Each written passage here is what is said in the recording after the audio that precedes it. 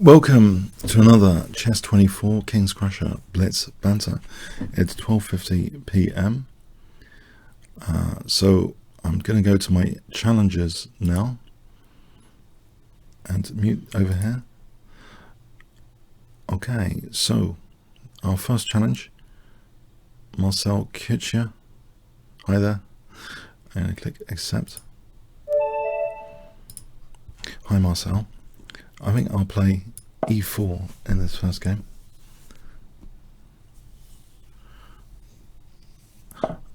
Okay, and yeah, Smith-Mora. I'll stick to what I have played before most of the time for Blitz. So I've got Mayhem in the Mora. It's a book actually on Smith-Mora by Esserman, who I've also actually played. He's a killer in bullet chess. Esserman. Anyway, he did it's very entertainingly written Mayhem in Mora, with the philosophy you might get from the title.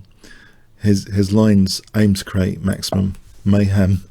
Basically, he tries to find the most dynamic, aggressive, and he had a very good key game, I think, for selling his book.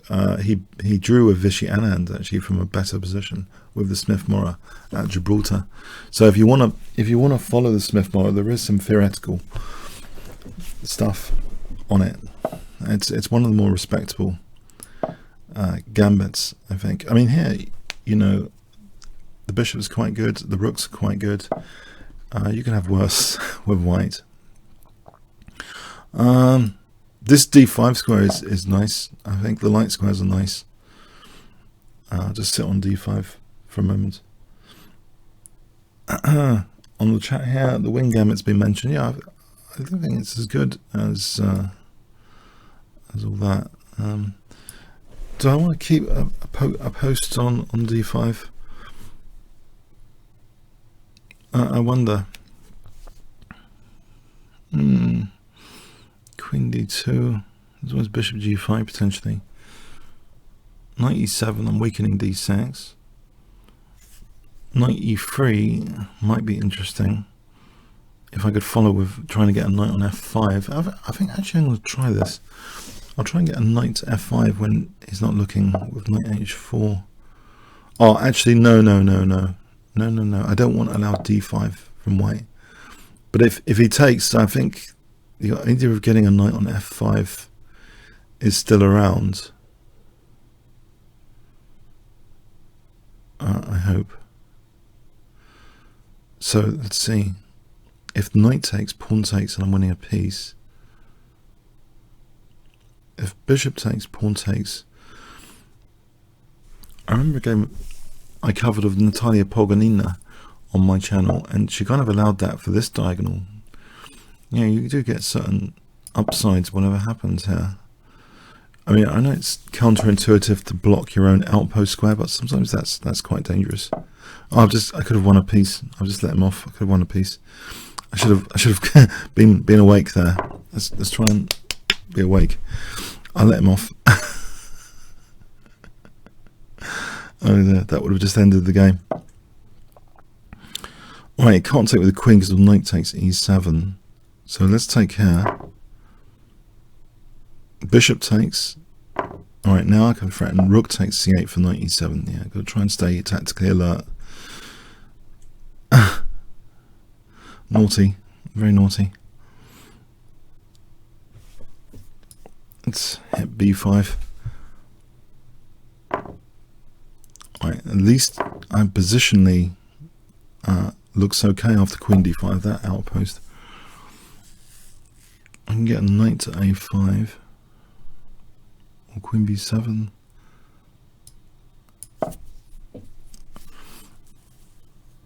And rook c7. There's knight d7 coming up, but he loses a6, so rook c7.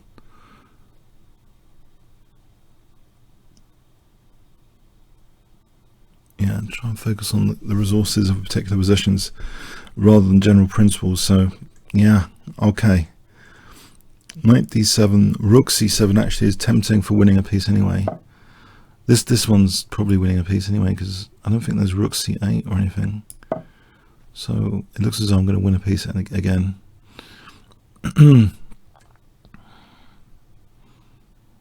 Rook c8, I just take the rook. Queen moves, I'm going to take the bishop. Yeah, I think b5 was a bit dodgy, not just tactically immediately, but positionally, it's kind of let me... Well, this infiltration on the queen side. Alright, I think I'll just take this rook.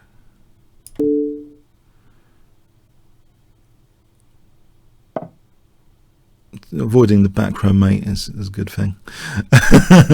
Okay, now I can just take on b8, which protects the queen.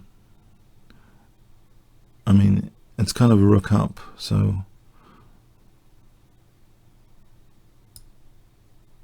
more than rook up. Just make sure I don't get back row mated. Mind you, queen c8 would have just been good there as well. Alright, the bishop's not going too far. This check is, as long as it's not back row mate, then that's fine.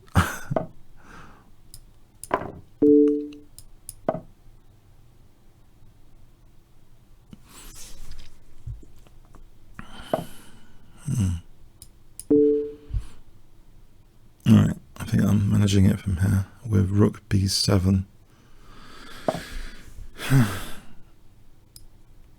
Alright, queen g6. Thanks for the warm-up game, also. I think you're going to be resigning here, aren't you? It's looking a bit as though I've got a small advantage now.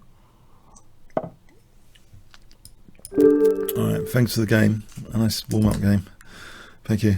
But yeah, I've got to keep alert tactically. Let's play e4. e4. Colin, hi Colin. e4. Yes, let's try again, Smith-Mora. Thank you for giving me the white pieces, guys. You didn't need to. But yeah, I like playing white sometimes.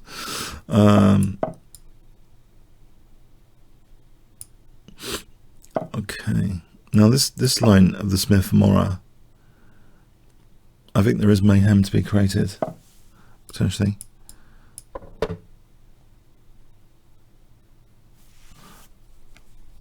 Oh, when I see a winning line, I mean, if it's winning, it's winning. I'm not a perfectionist in 5 minutes to find the immediate mate. I think that's picked up a lot, actually. I mean, because I think it's a blitz discipline to kind of just relax a bit, and just if you see something clear, you just play it generally in blitz. Maybe maybe that approach is not scalable for longer games. In longer games, I think you do need to find like much more precise moves more of the time. But I mean, even in longer games, you know, finding something clear.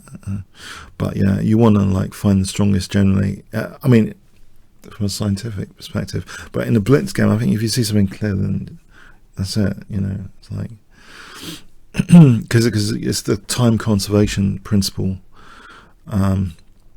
You don't need to, like, if you're going to win a game in like 20 moves or like 5 moves, but the 20 moves are quite easy to play, then yeah, it doesn't matter.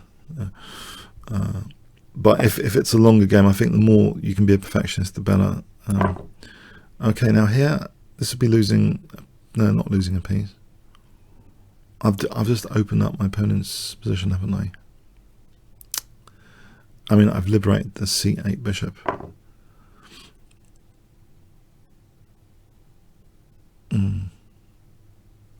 Downsides here for my opponent.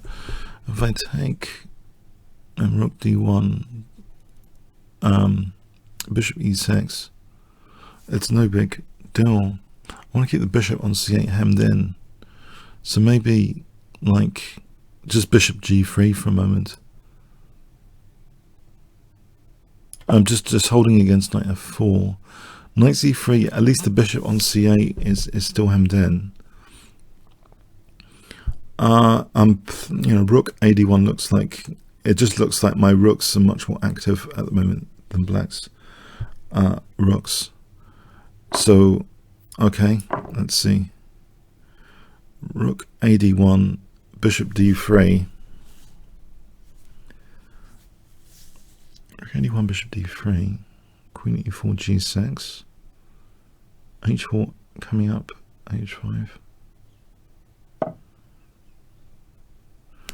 Knight e5 here is interesting. Or protecting this pawn.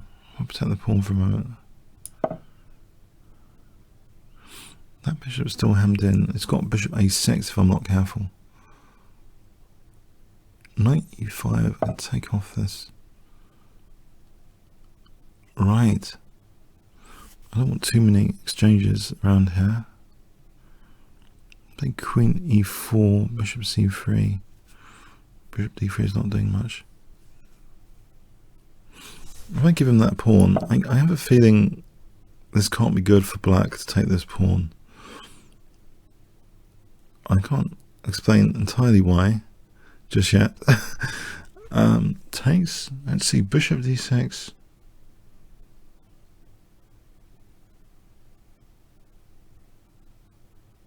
The rook moves.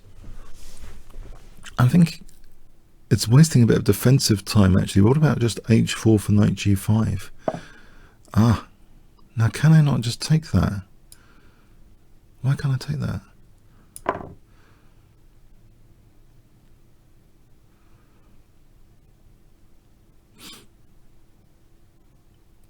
There's b5 itis spread to my opponents today. b5 doesn't seem to me the scariest move I was thinking about.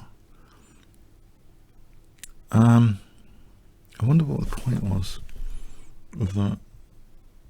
I've got to stop bishop a6. Well, it's not a lethal move, bishop a6 anyway. I mean, there's c4, there's a6, there's bishop c6, bishop c6, knight e5, bishop d3 here. Was it just to generate some piece play, I wonder? I can put this bishop against h7.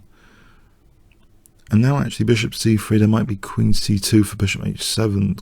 Bishop moves bishop h7.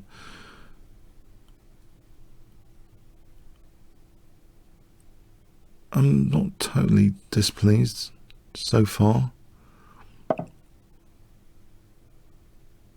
I generate some weaknesses. g6.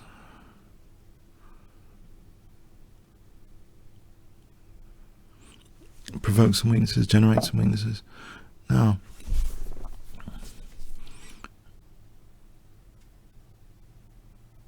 what about h4? Is this discovered attack on my queen?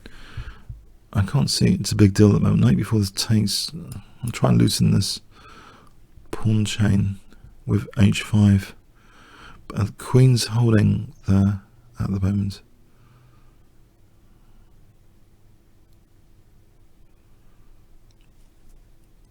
Certain aspects of this position, this pawn chain. Alright, d3 is the problem, but not really. Rook d3 and queen a8 after, so I can take care. Knight d3 is rook d3.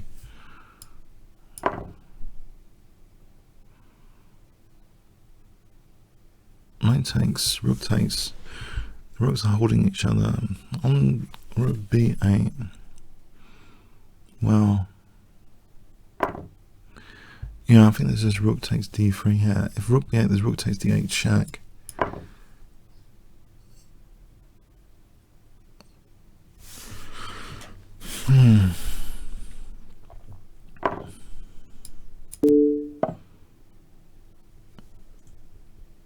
There's nothing working with bishop c7, so, but I'll threaten bishop c7. Although there's queen at a3, it's not a big deal. My rook's loose here. The queen c7 is a different proposition, because that will be check on d8. I think I'll play queen c7.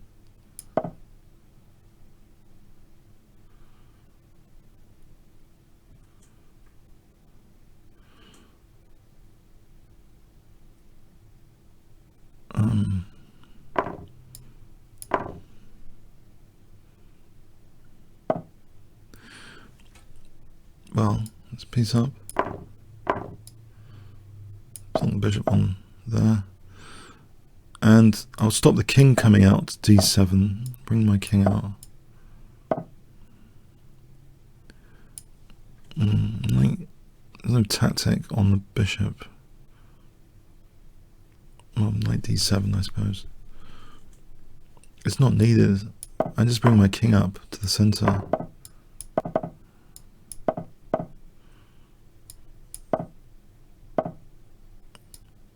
Let's fix these pawns.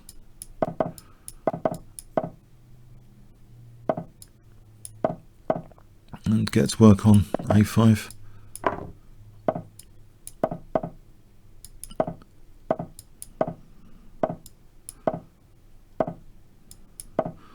Avoid it, stalemate. I'll just go for the pawns over here. Alright, thanks for the game, Colin. Okay, butterfly.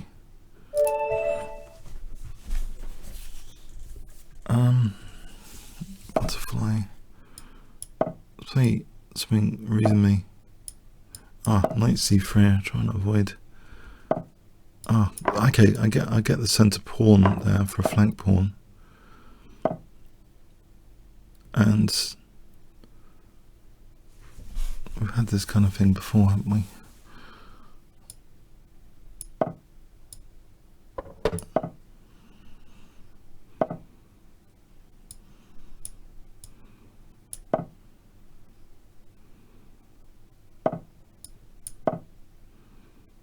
I don't mind knight g8 because f5 is good. To go backwards sometimes with the knight to g8 is not cut completely, except for knight d6.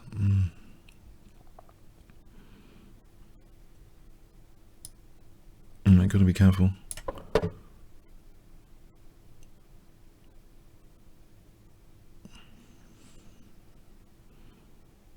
I've just gone into a false mate, have I? Takes knight f5, protects g7, but it's looking scary.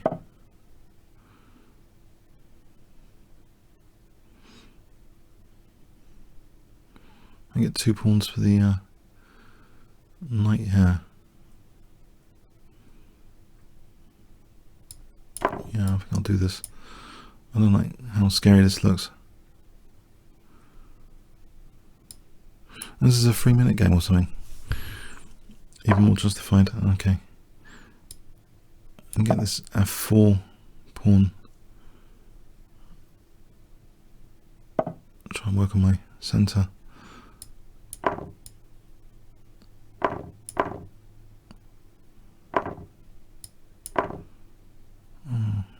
D7. This is a bit dumb, isn't it? Of me.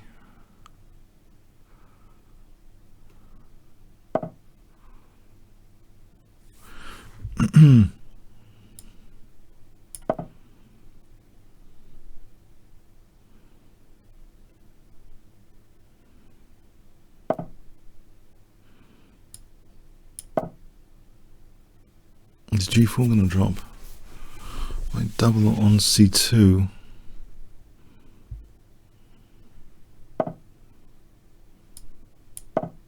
And play g6. Or b4. It looks as though I might be getting another pawn. It's only 1 pawn for a piece at the moment. But I was just a bit worried about the attack. That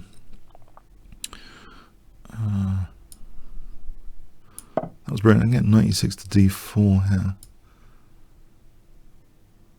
Was bishop d5. Alright. And for the king.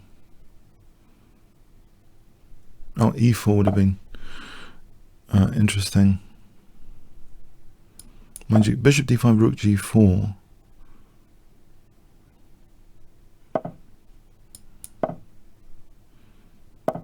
Alright, get this g4 pawn. I think this is too clever though.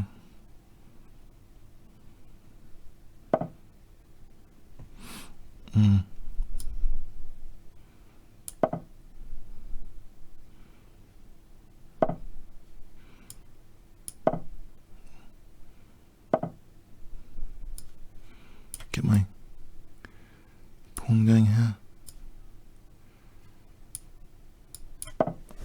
e4.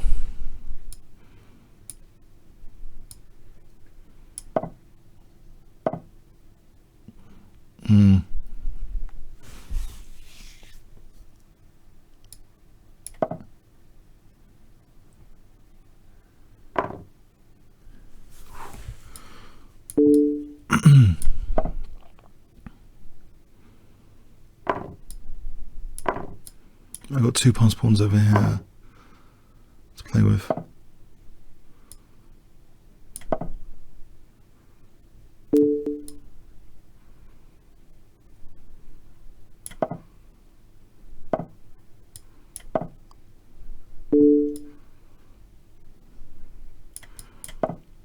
Okay, it's going to be a time thing.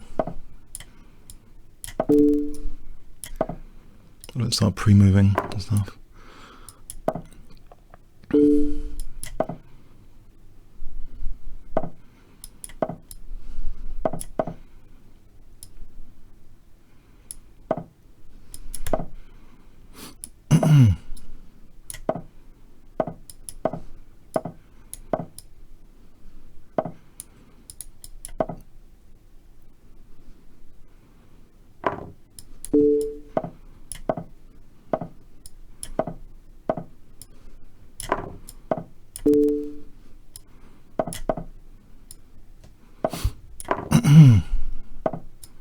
It's crazy, this 3-minute chess. it's a little relative of bullet chess. It's just crazy.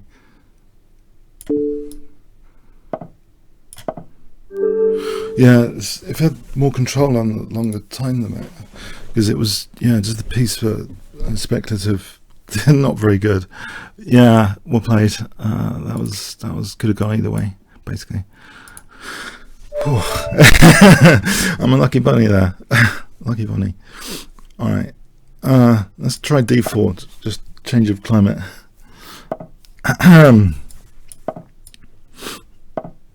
Change of climate, change of scenery.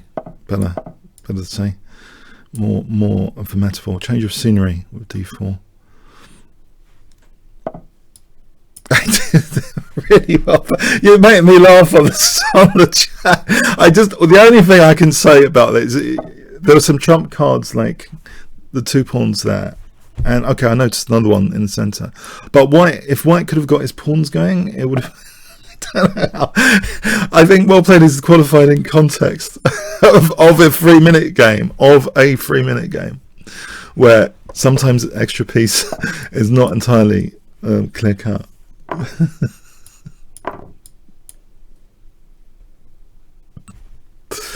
Oh dear. Yeah, okay, funny is. Okay. Oh dear. I thought 95 was entertaining at the time, yeah. That's my excuse, right?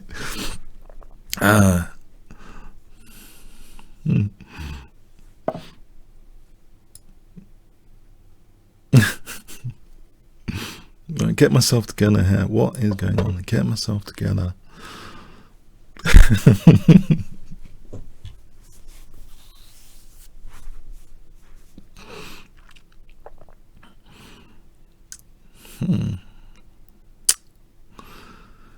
Okay.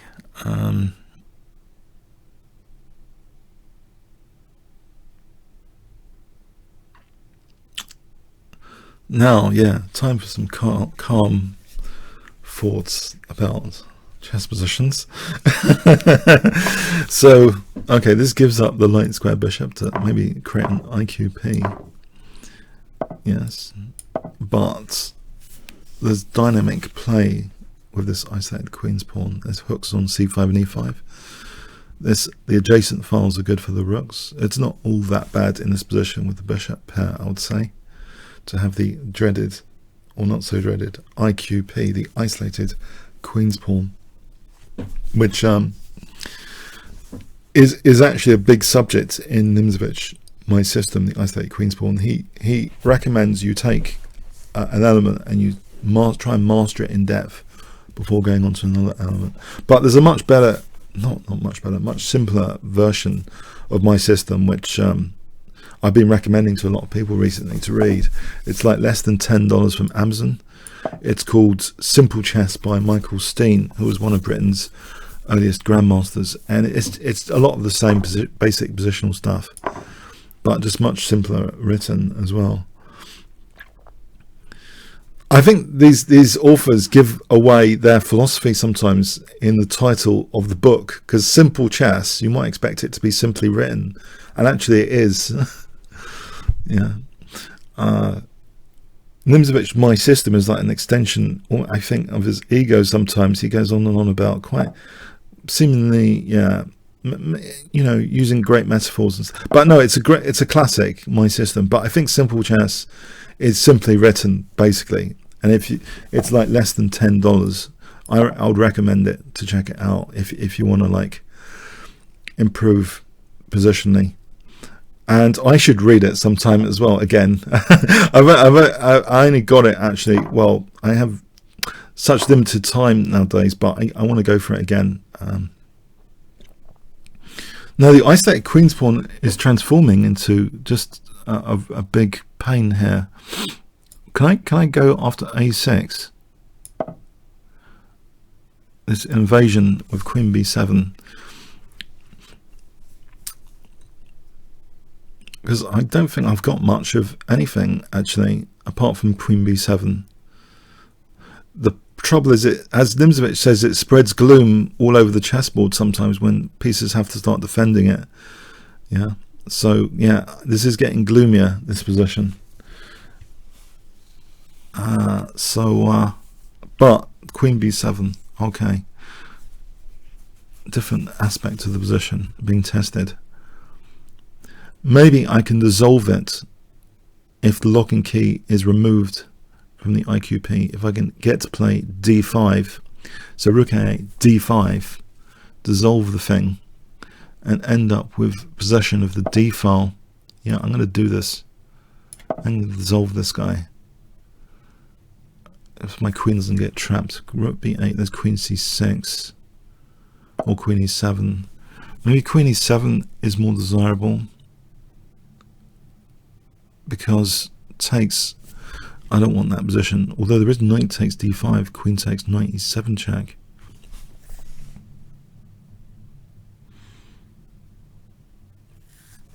Either way, queen e7 looks good as well. And go to d6 after. If rook e8. Just dissolve this IQP.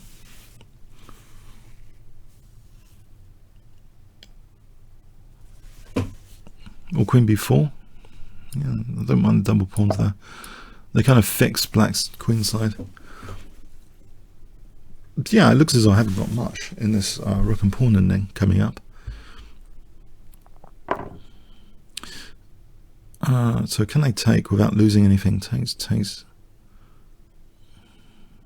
There's rook e1 check there. Takes, but I don't think it does anything too spectacular. Takes rook e1. I just take and then take d5.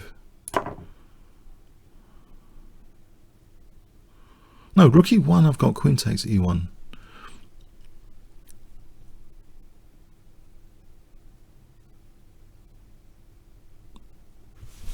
There's nothing here apart from a big clock advantage.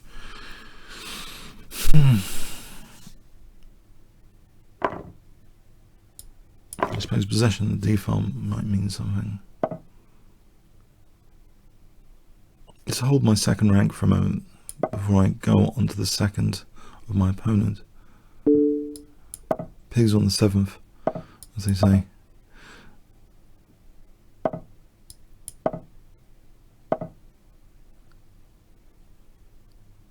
So I've got nothing here. Aha. I've got exactly nothing here, except for a gigantic clock advantage. But I feel obligated to use that advantage, I'm afraid. Here, on this particular occasion, I'm going to be mean and use my clock advantage and my extra pawn. Okay, thanks for the game. I mean, yeah, maybe I can get some pressure, but yeah. Okay, thanks for the game, Kaz. Yeah, well played. McTowell. Now I'm going to try and vary, because I know you guys are preparing against me and breaking my systems behind the scenes, so I'm going to play English opening. Oh, an FM in the chat. Schellingford. He who fears an IQP should give up on chess. Give up chess. Steinitz.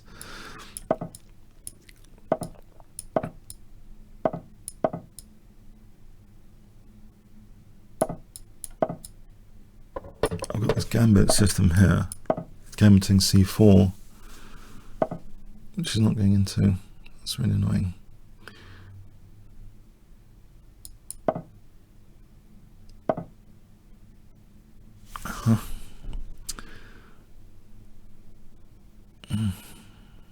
Take my c4, please. Take it. Alright, don't then. I want to play for e4. I don't like all this binding light squares here. Release the binds, the shackles.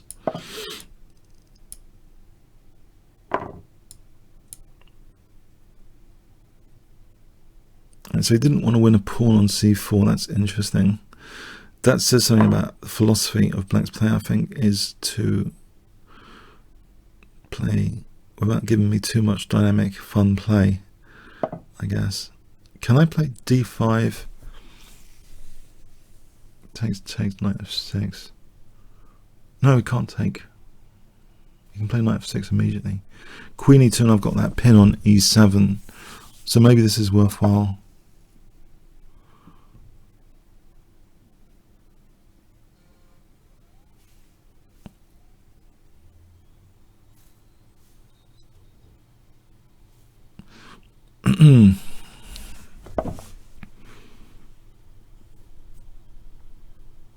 Yeah.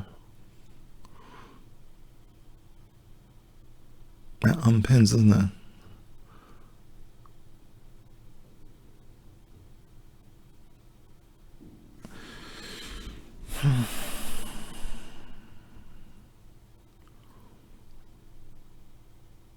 If I play queen c2, I'm just running, if ever takes, maybe knight h4 then, and get the f5 square.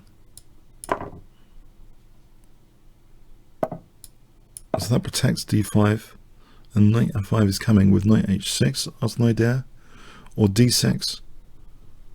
In fact, d6 immediately is possible here. Knight f5 is interesting on takes. Well, there's g7 mate for a start. I think this is an interesting position now for me. I'm hoping it's an interesting position for me. Knight takes, there's queen takes mate. Bishop takes. I'm taking for queen g7 mate. d6 is threatened almost for the bishop on b7, so no taking. Well, there isn't any anyway. Bishop e7, there's knight e7, king h8. Anything going on spectacular there?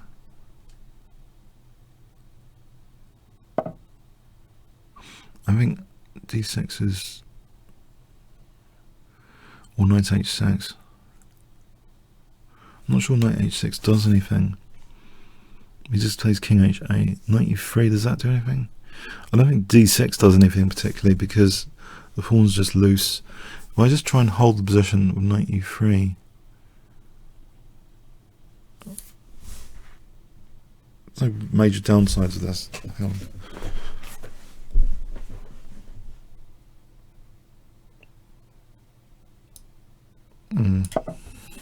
I'll keep the pawn for a moment.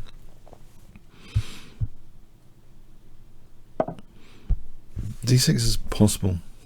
I can just try and double rooks without worrying about knight e4 for a moment.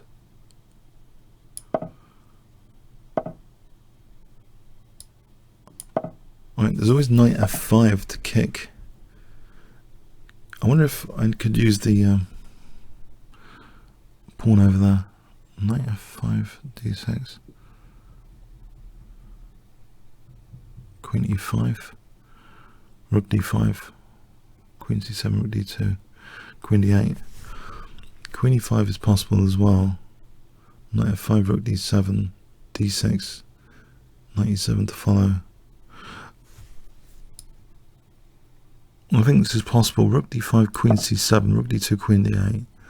I get to play knight f5 rook moves. d6 hits the queen, hits the bishop.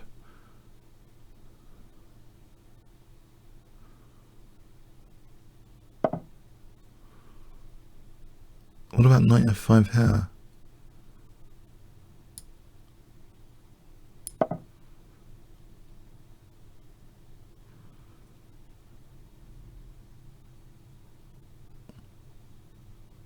Now I'm on the rook. There's no rook e8. I think d6 might be tempting more. In this scenario, the bishop takes, king takes. That pawn looks like a dangerous pawn, not entirely weak. Something like queen e6 is an example. What? I think there's a knight e7 at the end of this.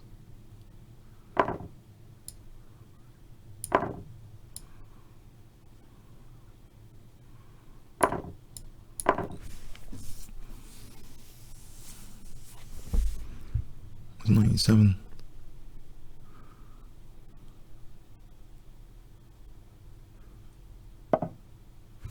I'll just take her.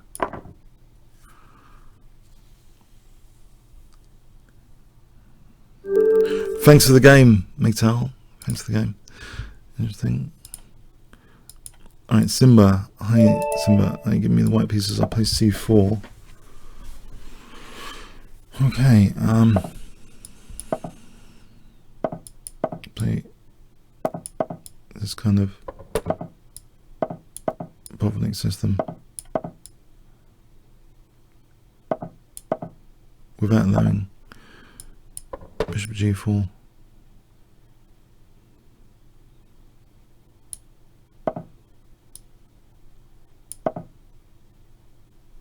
Plays for f5. No, not now. I'm going to take f4, f5. I'm going to play for f4, f5. I think this is a role reversal. I think, has he played this against me with white? The dreaded Botvinnik system setup, which requires not too much theoretical knowledge. I think it's ideal in many respects for players if they just want a great position without too much theory. You can sometimes get a great position without too much theory.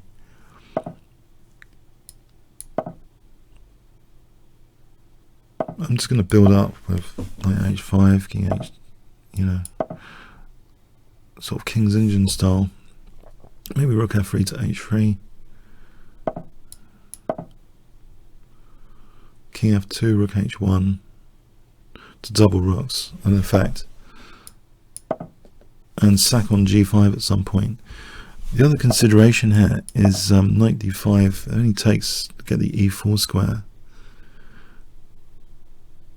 So I'm playing it like a reverse King's Engine now.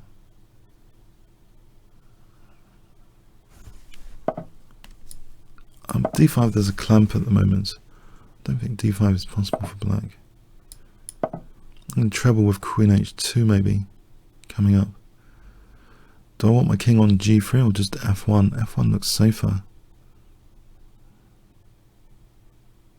So king f1, queen h2, then just take here, take here, take here. That's the plan. Treble, and g5 will fall. d5 in the meantime, interesting.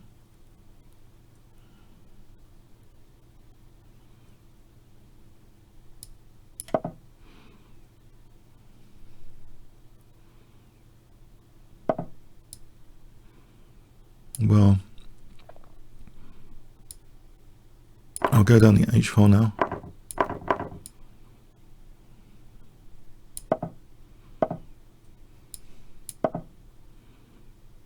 Queen h5. Alright, bishop g5 coming up. Bishop g5 gives queen e6. Queen e6.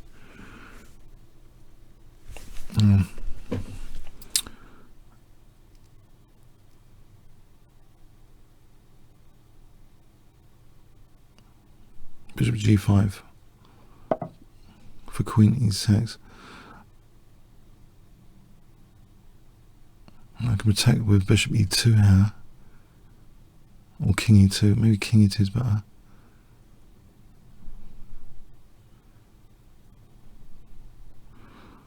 That's queen h5. Is there anything about queen h5? Well, just bishop g5 is mentioned. Takes f6. Looks very good, actually.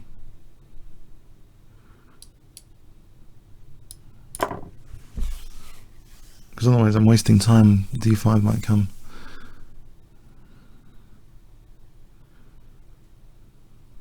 F6 takes. I'm taking on E7 minimum. Also, I'm trying to open up this light squares for the bishop. Is F7 any good? Because if Rook G7, Queen H8, there's Knight G8, FG, Rook G8, Queen, there's no Queen F6 there. It's just taking in Rook H7, Rook G7.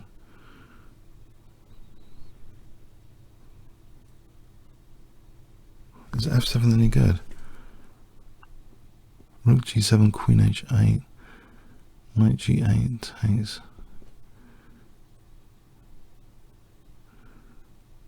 I'll take it here for a moment. Just protect my D3.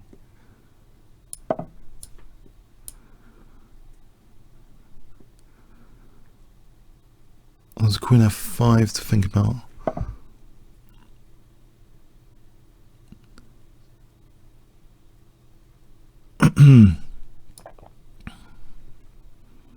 For Rook H7.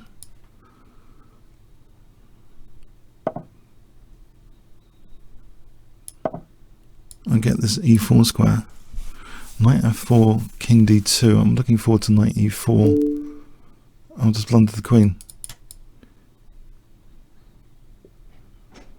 Not with check though. Let's not do it with check. Still Knight E4 is interesting.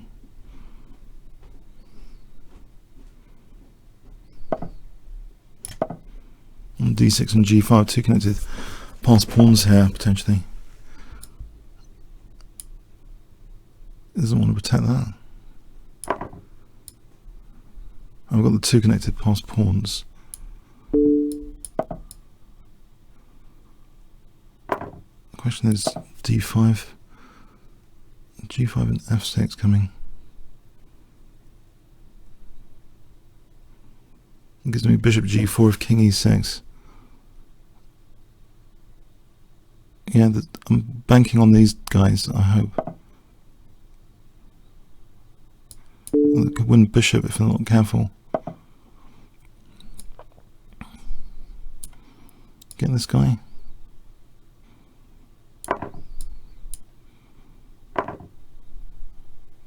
G5, G6, G7. Looks sort of dangerous.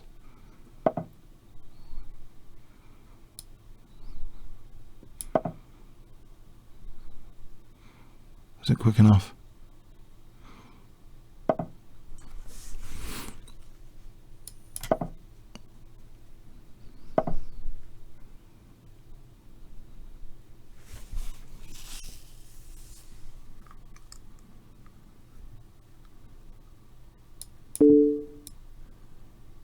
Can threaten Knight H6 and Knight E7.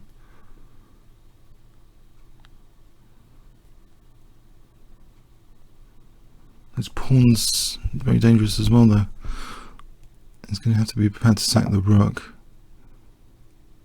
And there's F7 after Knight H6, King H, F7, and King G7. I'm going to take A2, King E6, threatens F7, mating.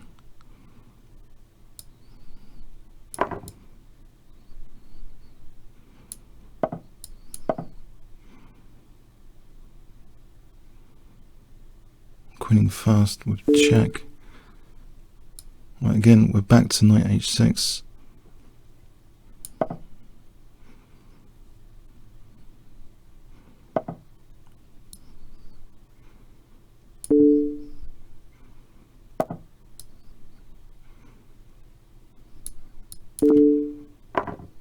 F7. There's a check. There's Queen G7 and then F7. Hang on, I can't do that.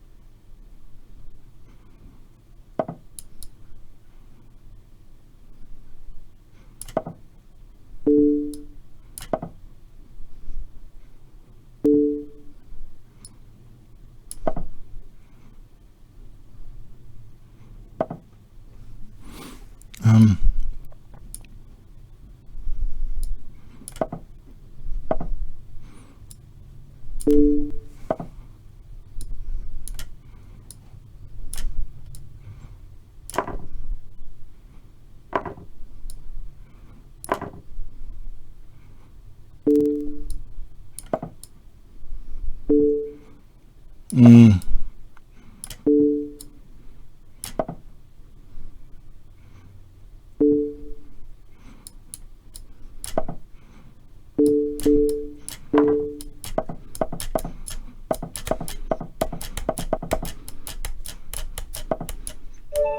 Yeah.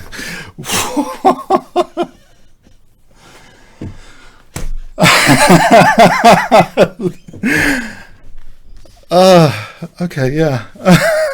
That was... I think... Oh, yeah, okay, yeah. That was what it was, which was a fight, major fight, yeah. That was a street fight, yeah.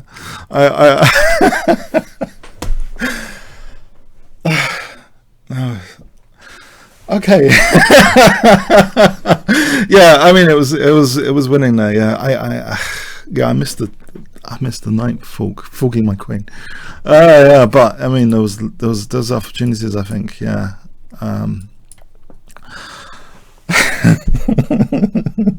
Okay, let's go on to another game. All right.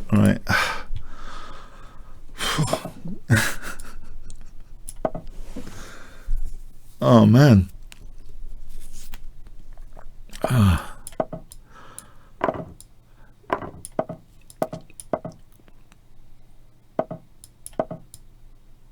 Yeah, that was brilliant play to get the A pawn was so dangerous. Calmly, the rook g8 business and only h file infiltration I thought was a bit dodgy, but I think I blundered with that knight fork. Oh, I didn't really prove a downside, did I? I thought the h file infiltration earlier was good for white, potentially.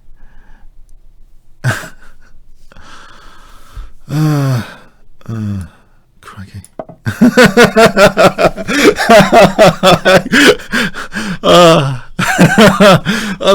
Not that I'm trying to recover from the previous game. Yeah, seriously, I'm not trying to recover from the previous game or anything.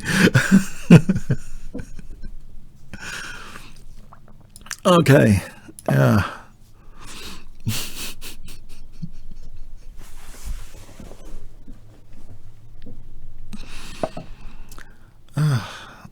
I watched a good film last night. The Accountants. Yeah, I recommend it. It was very good. The Accountants. Not about accounting that much, although there's a bit of accounting. Dear oh dear. Okay.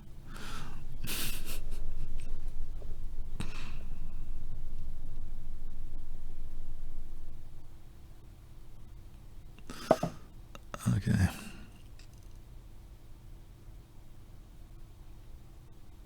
This looks a little bit dangerous, doesn't it?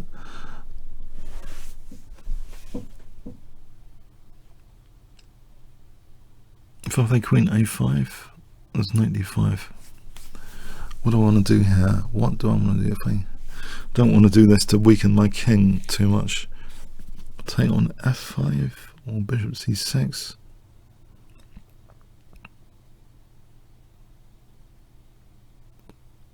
Looking for any downsides of white's position.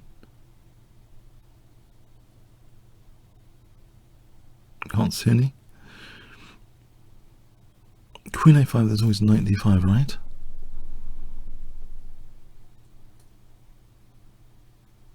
I think something like bishop C6. About B5 for knight C2 and then B4. That's a move. For knight C2 and then B4. It's a move. I'm not sure it's brilliant, but it's an idea. Just knight C2.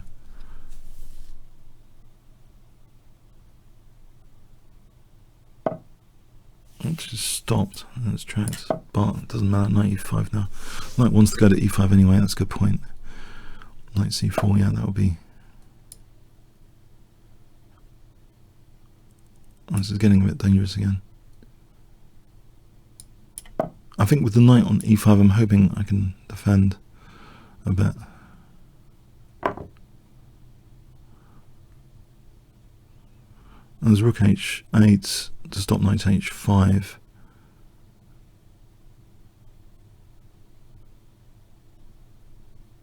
This check could come in handy.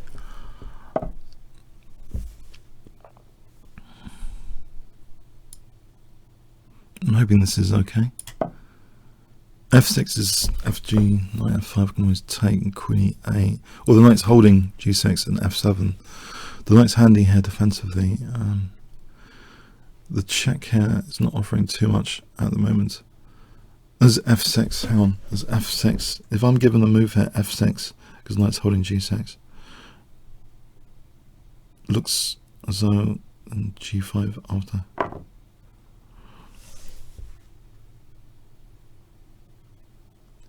Or even f6 here, looks as though at least there's no attack, except for knight h5. No, I need that pawn there to stop h5.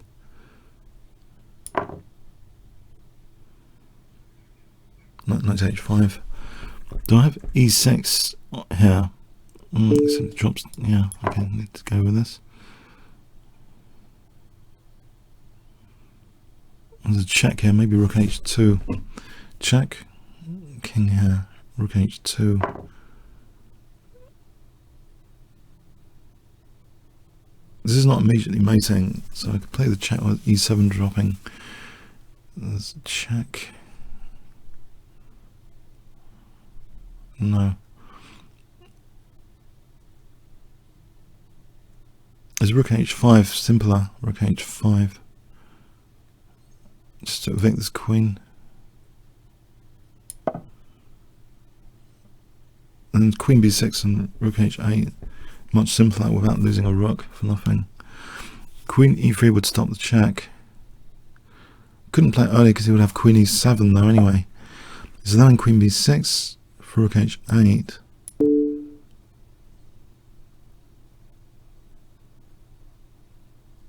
Without losing a rook there, this is just good pressure on h2. f6 though is a concern. King g8 maybe, f7, king f8. King g8. There's no check on the light squares. f7, king f8. h3. Actually, what about just rook f5 there? Well, this is not good, is it?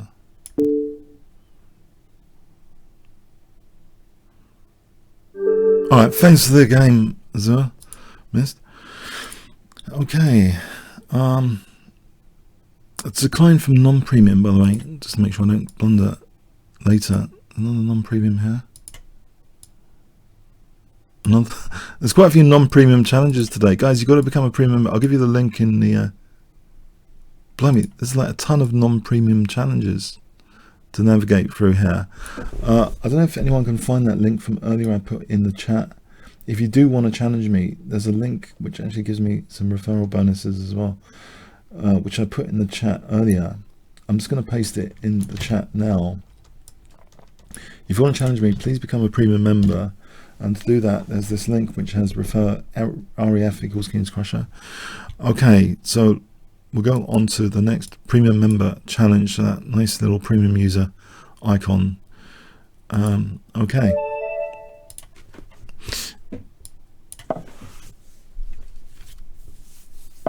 Karyakin fan by heart.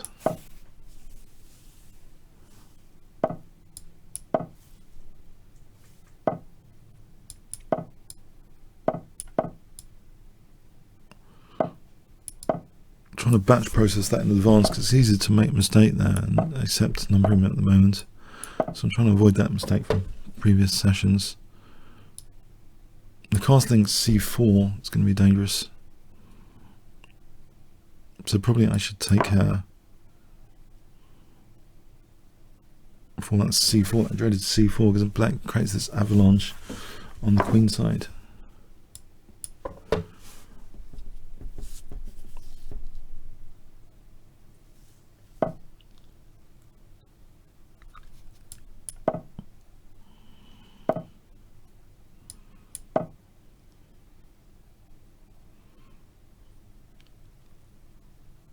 I'm just wondering if I should have be worried about this for knight e4. Maybe I should have taken more time there.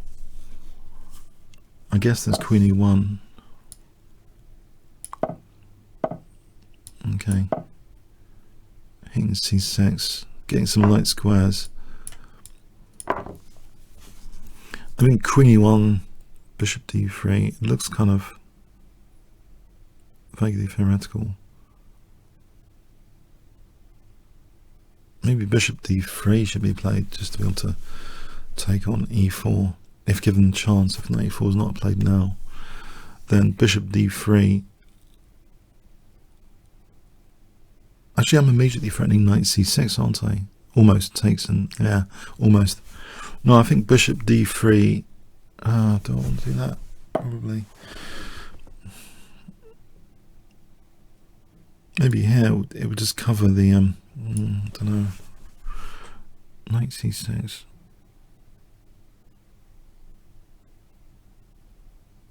Is there any benefit of knight c6 here? Or h6?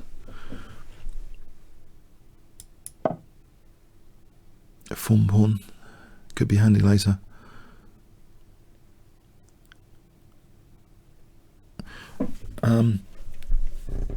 Alright, so this is intriguing because knight c6 is not doing anything. Knight e7, queen e7 is holding c5. Alright, so I thought queen e1 from earlier. Alright, so he's actually got a nice knight on e4. I've got a nice knight on d4 though, so it's not the end of the world, totally.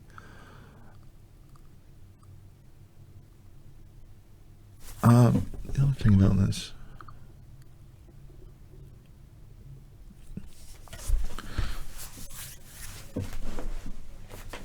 depends really on his next move. It's going to change the picture here. If he plays g6,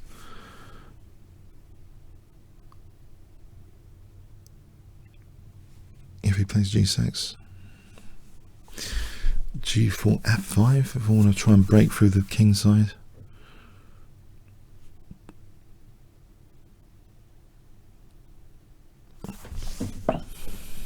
Well, that seems too much. What about just bishop d3 actually? If he takes cd, I can evict this knight and use the c file.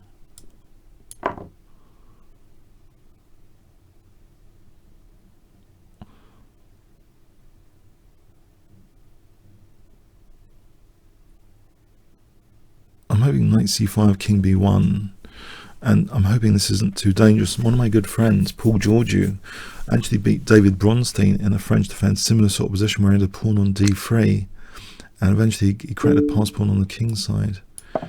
He actually got to play David Bronstein at Lloyd's Bet Masters around 1990, I think, in a sort of similar sort of opening to this French classical, with this kind of structure with a pawn on d3.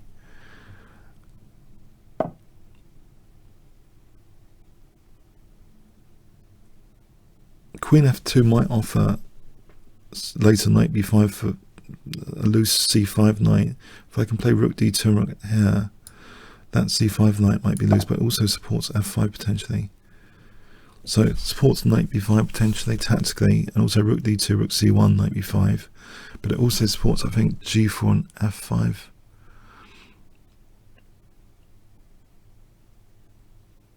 So something like rook d2, rook hc1.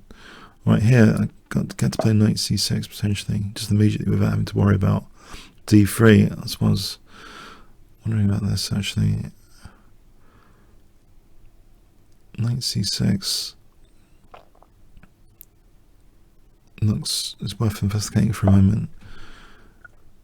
Knight c6, rook e8, it's not such a big deal. Alright, so he's holding up against f5. if I just try and double rooks, or play knight c6 first and then double behind the c6 knight, just as a mechanism for doubling rooks behind c6, it might be useful to get this tempo before rook c8 challenges that c file. Right, so can I just double behind the c6?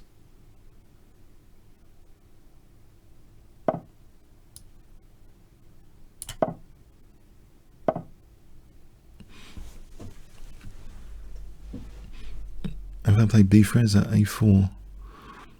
If I play d4?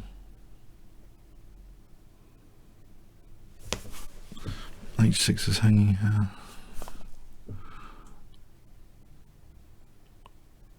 There is knight a7 threatening rook c7. That's interesting.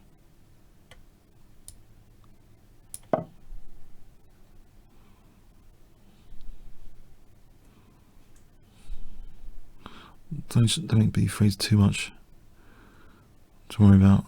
Takes rook c7. Rook a8, rook c7. Knight b6, rook c7. b3, I mean maybe even rook c7 there. Takes king a1. Actually, yeah, why not rook c7 here? I'm not getting mated immediately.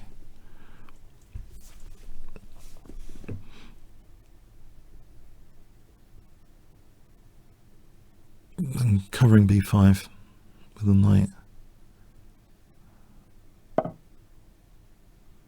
Let's take this. Oh, thanks for the game, Karakin Fanboy Heart. Thanks for the game. Alright, FM opponent, next game. Hi, Shenningford.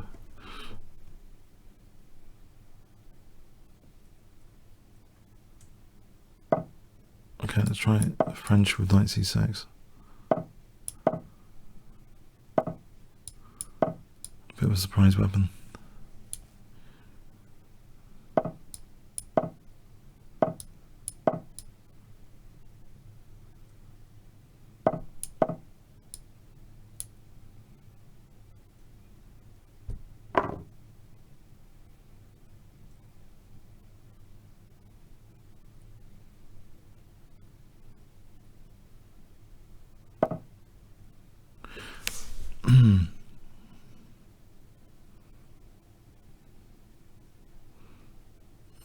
Don't spend too long now.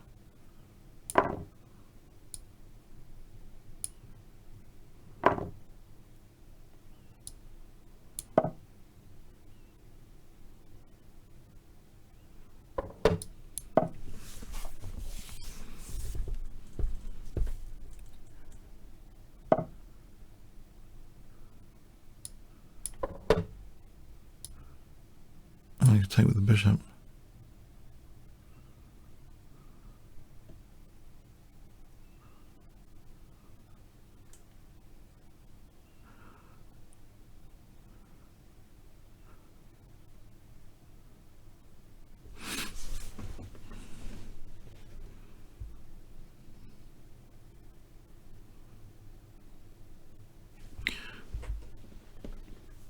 I'm hoping there's a bit of play there.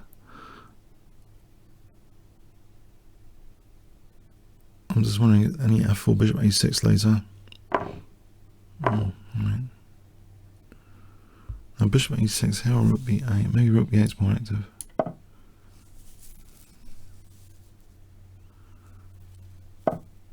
Bishop a6. There's bishop c5 on f2 and queen h4. That's going to be dangerous. I can take here and then rook b6. Hitting c6.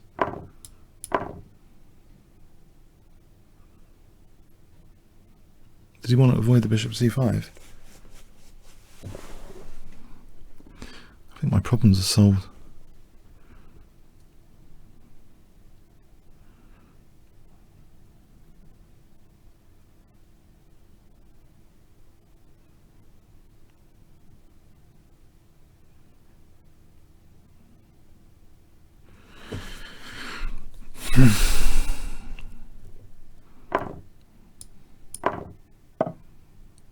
There's bishop c5 or d4.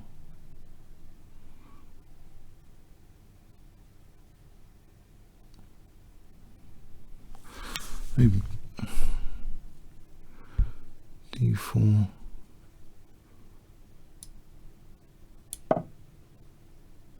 Delay this diagonal for a moment.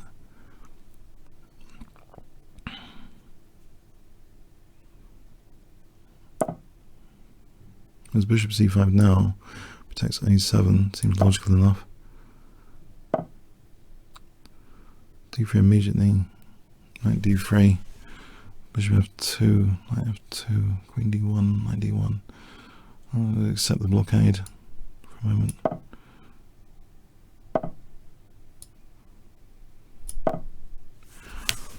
And c5, c4, this is a queen h4. And this one for c4, I suppose he's got check.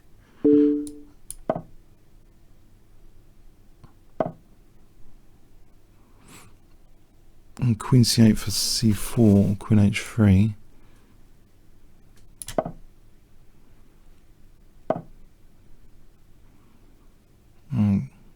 Queen over here. Threaten rook f4, or maybe h5, h4.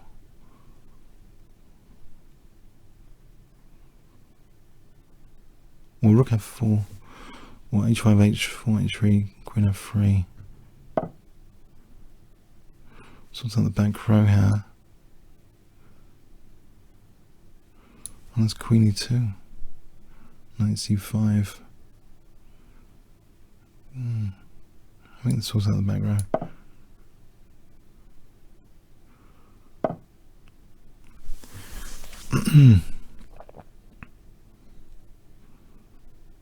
h4. Try and install the form pawn on h3. Could be handy. e6 I can take. Knight c5 I can play rook f4. Alright.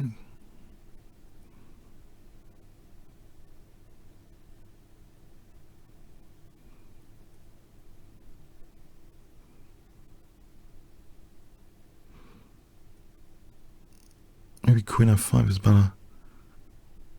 Get the queens off. I don't think it's knight c5, there's rook f4 there. The queens come off.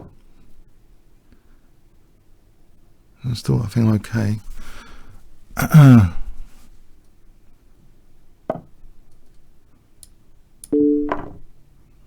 Let's drag this pawn forward. I know there's knight b4, but rook c8.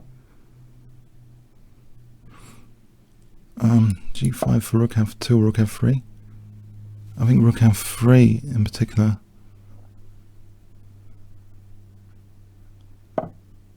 Let's rook f4 here, just easier, isn't it? Two pieces. Or not, maybe not.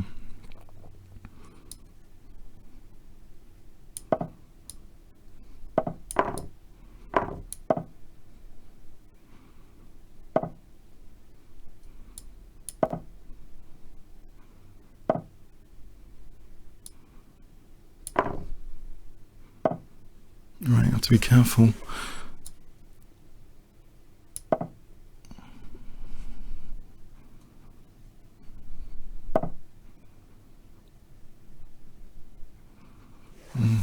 Let's sort out my back row.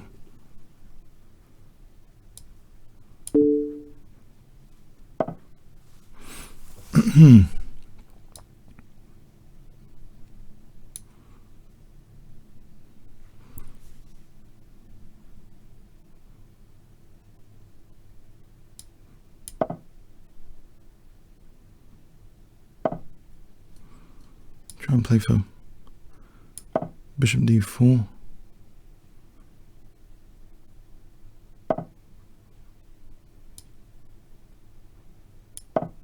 Bishop g7.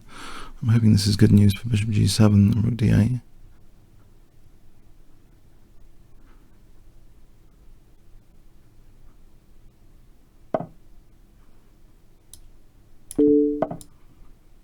And this pawn. I'll play b2, I'll play bishop h6 after b2, d2.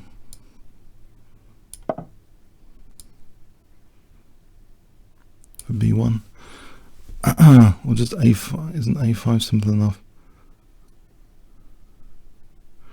d2 ties down the rook.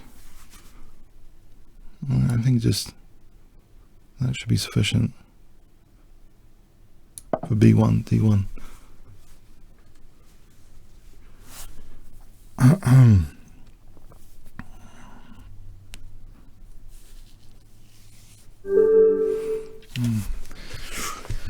Well, that was a tough opponent. Thank you, Shannon. You gave me I don't know.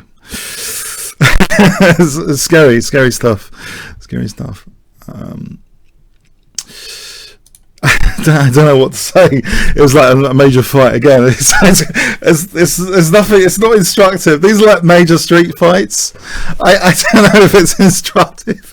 It's just like, you know, whatever. I don't. Yeah, it's like a major street fight basically. So anyway, yeah, okay. Turnstag. Okay. Let's play a Grand Prix attack. If I can recover a Grand Prix attack. It's a 3-minute game. It's a 3-minute game. Wake up. It's a 3-minute game. Okay, I've got a bit of spare cold coffee here.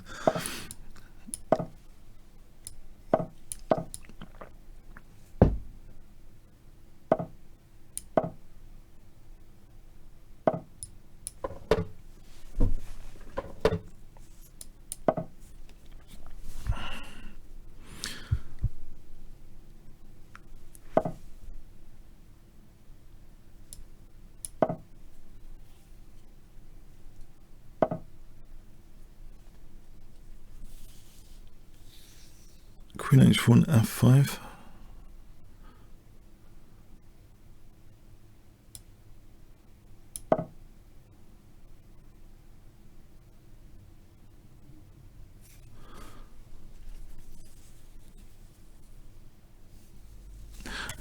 I've come back to this system recently because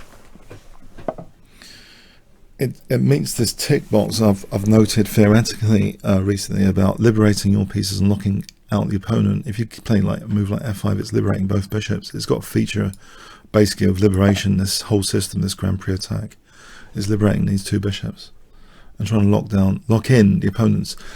I mean, that the idea, if you read Simple Chess, he's basically expressed it very concisely. He's said the pawn structure is a fundamental constraint of the pieces. And you might think, what's the big deal? Okay, I was saying that. Well, it's the way you conduct like attacks. You want to conduct attacks like that where you're liberating your pieces and constraining the opponents. It's a big deal, I think. Just that simple comment, I mean, he makes about the pawn structure is a big deal. And this kind of system, it has that feature to me that, you know, my pieces are kind of getting liberated here without too much complex theoretical knowledge and not even the Smith-Mora gambit. So there's a change from the Smith-Mora gambit. The bishop's kind of good here. The rook's kind of good here. This whole system was used with big success by Stuart Rumans in, was it the 70s or the 60s? 70s? David Rumans, not Stuart Rumans, David Rumans. He did, but I think he kept a lot of his score sheets secret, believe it or not. But there are some examples of his play. He wanted to keep them secret at the time because he wanted to win all the prize money without people finding antidotes to the Grand Prix attack. So he won the sort of Grand Prix in England with his Grand Prix attack system. But yeah, a lot of his score sheets were secret. So anyway, Queen f4.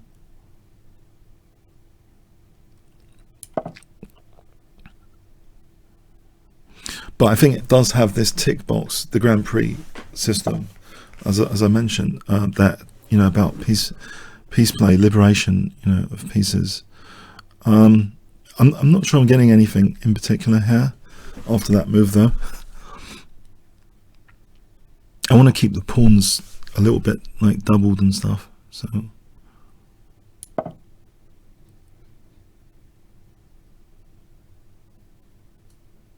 I will have to waste time with rook a2, go back to the e-file, but at least the pawns are still doubled. Rule out knight g4.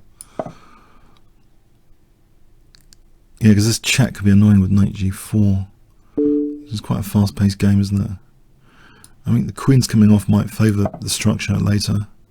That's a little bit compromised there. Alright, so much for my attack. It's gone. 50 seconds each. We're in bullet mode now. Pre-moves and stuff.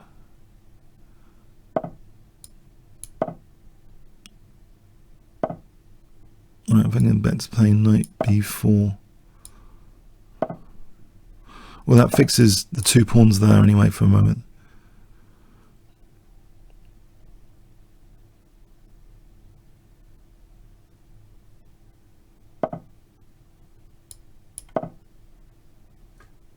Why didn't I just take on a6? I'm hitting a6 and I didn't take it. It's the only thing I'm doing in the position as well. Is this knight's the only free active spare, you know, thing to be using. Okay. All right. Now hang on. There's too much danger here. Let's just play with knight c7 then. Oh, there's knight d5.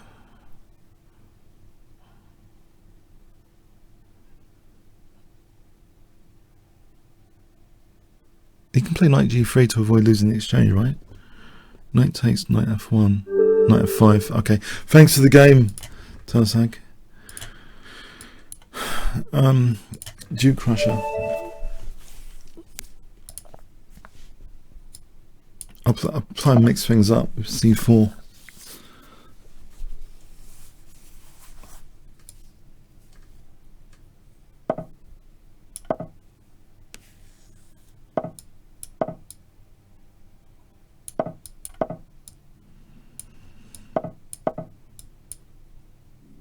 Move this.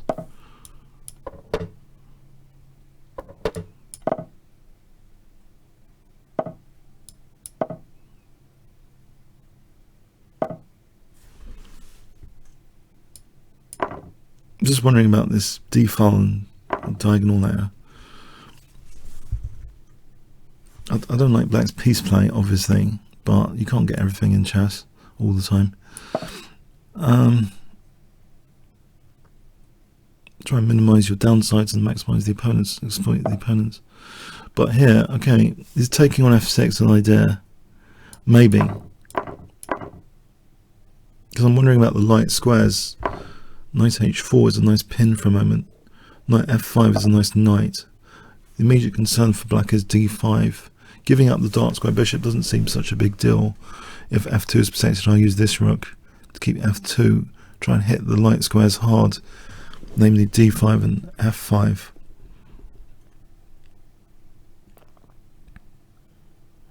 So rook d1, knight f5 later. Or rook d1 I can pile up on the d file. Yeah, rook a d1, knight f5.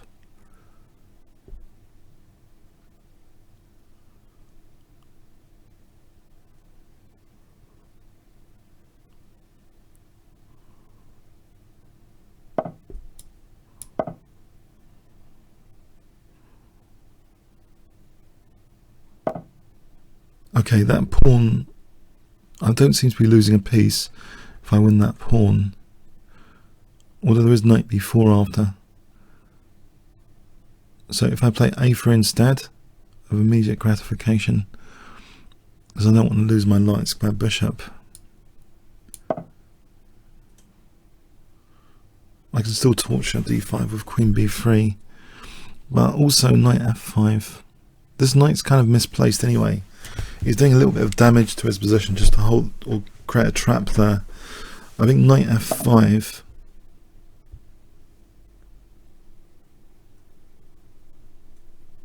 What's wrong with knight f5? I'm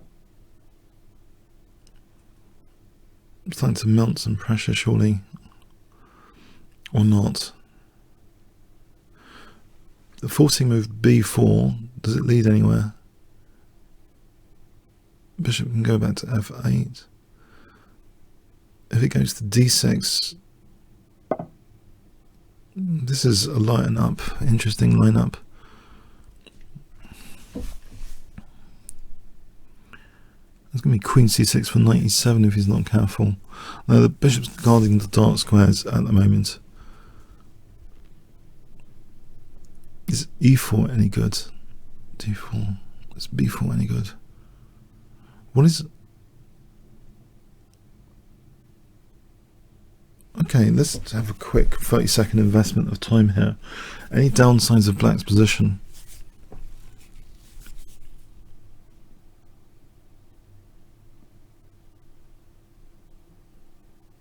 Just the d pawn. I was going to play d4. I think that's the point to protect his thing. He's going to play d4. If I just fix that pawn for a moment, and then double. I think this is the downside. If I can double fixing the pawn without d4, try and discourage d4 anyway. Oh yeah, the knight's holding d4 as well. It makes sense just to double here, if I can. I was just looking tactically. I shouldn't be. Maybe okay. I can just fix this guy. G6, knight d4.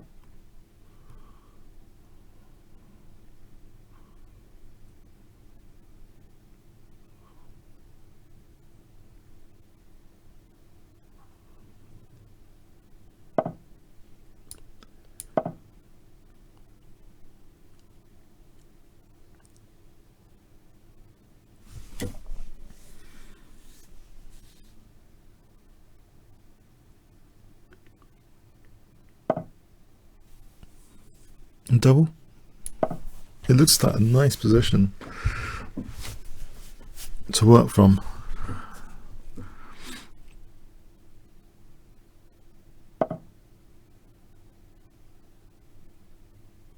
Again, there's another 30-second investment I can make to see what any issues have for black. Queen b3, knight b5. Queen a4 could be annoying. For Queen a7, Queen b3 for e4 could be annoying because taking and winning the rook if there wasn't bishop e4. I think Queen b3 for e4. Queen b3 I've got no objection to. Here e4 takes, like I'm talking about.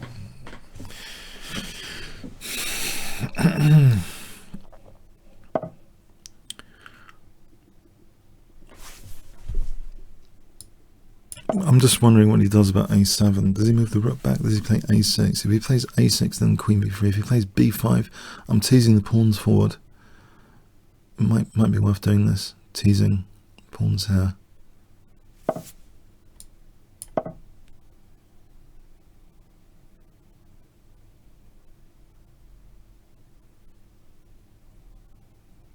a4, for example, on b5, a4.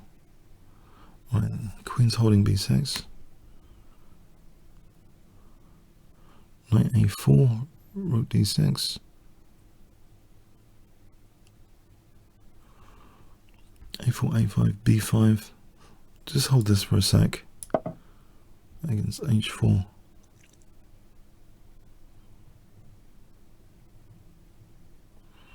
There's also an idea of knight e2 to f4.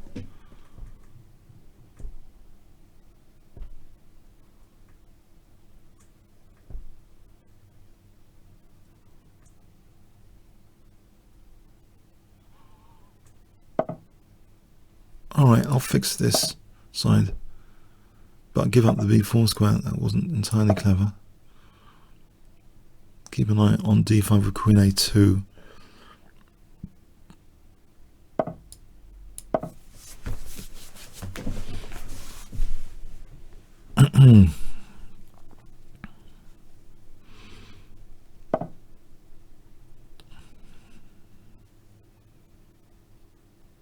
Can solidify e3 against the sack. So I'm threatening bishop d5, maybe. No, I'm not.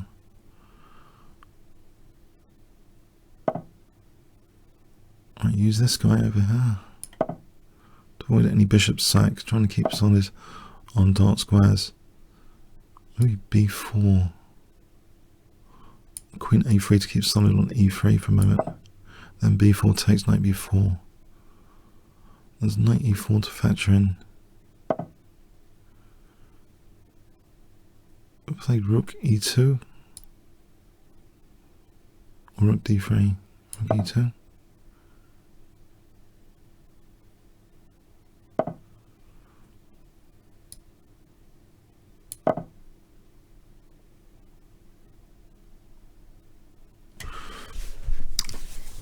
really found any downsides of the opponent's position.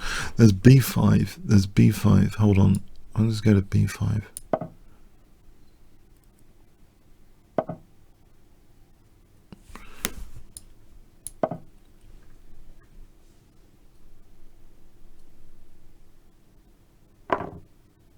I don't think it's sound. There's e4 here hitting the queen. Oh no, queen takes. Knight's pinned. Right, let's try and get onto the dark squares.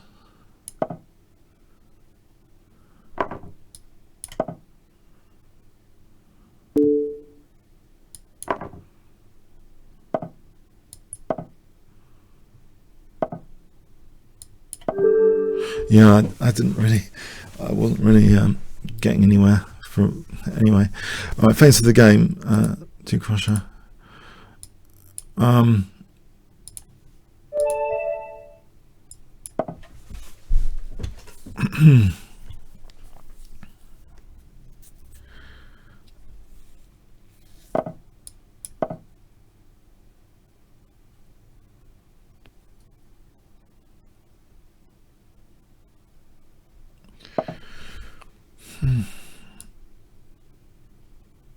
Tempted to play this, but I bought the next system.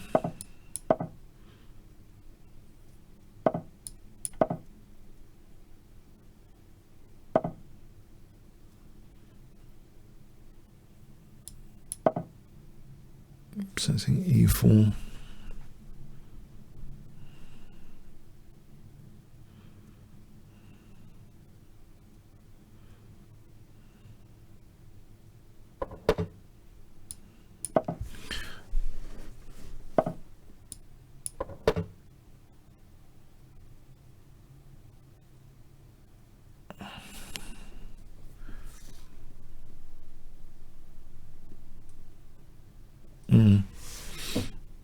I'm not worried about the double pawns, that just strengthens d4. Knight d5 is also intriguing.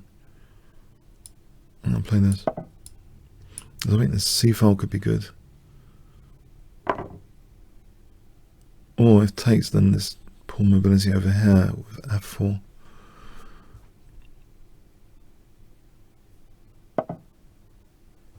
Take and then f4.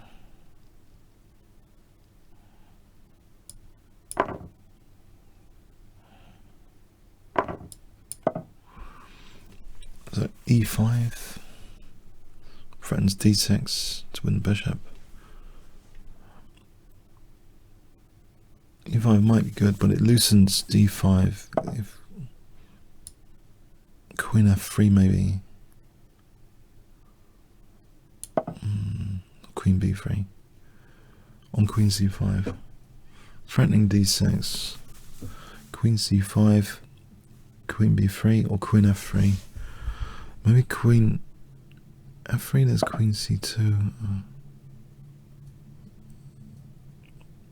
Hang on, I'm winning the bishop here. I've just noticed. That locks out the bishop. I mean, after a moment of panic there, because my centre's crumbling, I've just noticed actually there is a downside to d6.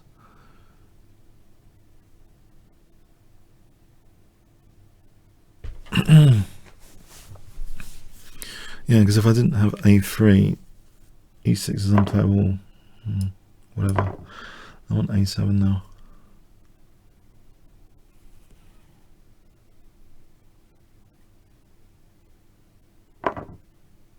I'll take on a7. And f5 looks great. Because it locks down the e4 square a bit. f6 coming. Form pawn. So let's see. f6 here. I mean f5 here.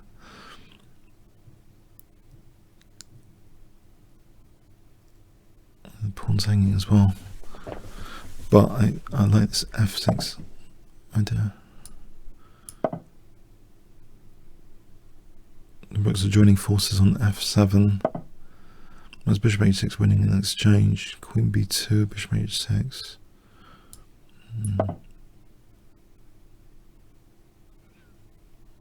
There's always queen a1 there, hitting a8 and b2 after to get the queens off. Takes the bishop stranded on a8. It's lost on a8. So queen b2, I just take, queen a1. Queen takes, rook takes, bishop's lost.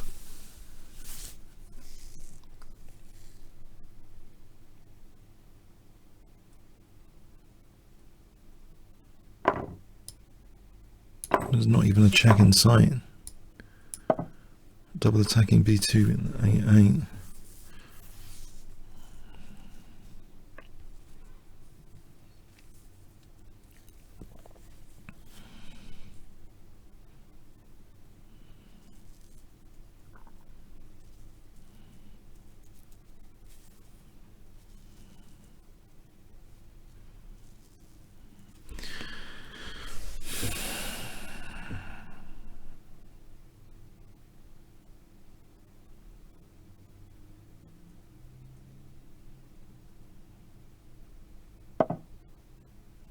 Come on, queen e3 king h1. I'm just saying, yeah.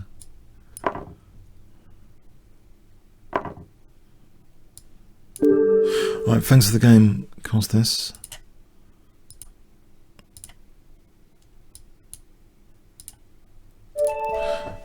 MF Capello.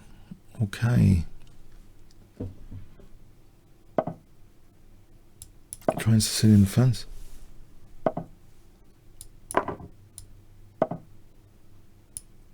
Well, this is annoying, I think. As a Smith-Mora player, I don't like to see d3.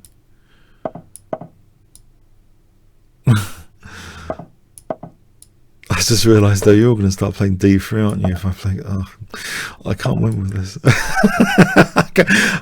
I could be bluffing now. I could be bluffing. Yeah. I mean, when I said I don't like to see d3, what I meant was,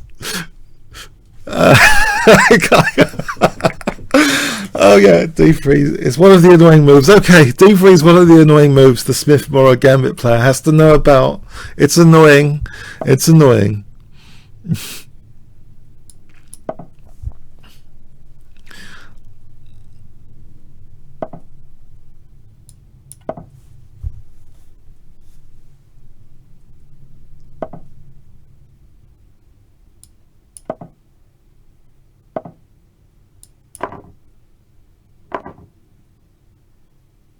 Let's stop no, it's not stopping f5.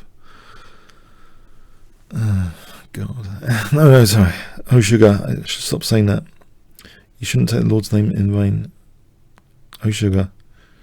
Alright, there's a problem with f5, but trivial in the scheme of things. Very trivial.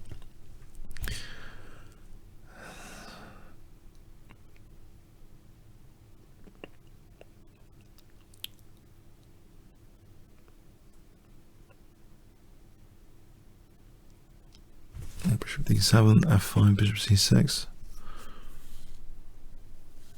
Rook c8 for b5 or queen a5 takes. Okay, it takes bishop d7, knight d5, bishop d5 on a2 there. Maybe queen a5 is useful in this particular position. It might support b5 later. Actually, oh no, I'm down on the clock. Let's just play queen a5.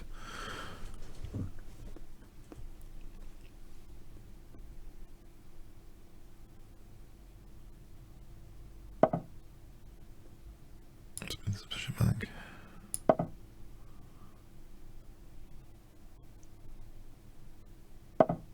It's giving me the e5 square. If I can tap into e5, and queen e5 immediately, bishop f4.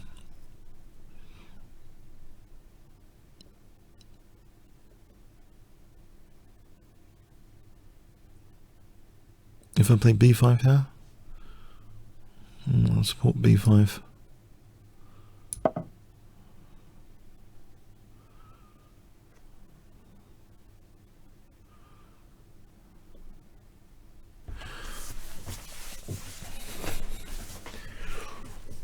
B5 is the thing to do usually, b5.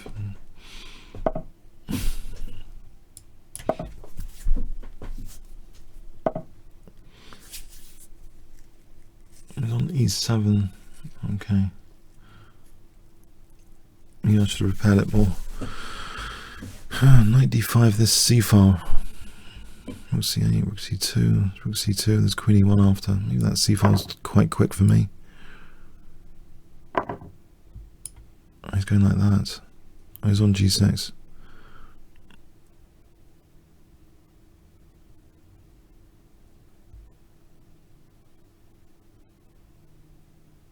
It's like, yeah, I've got to do something quick because my king side could fall apart.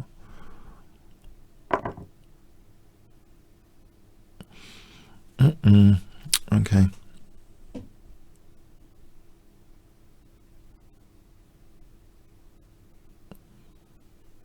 This exchange sack is probably going to be crushing.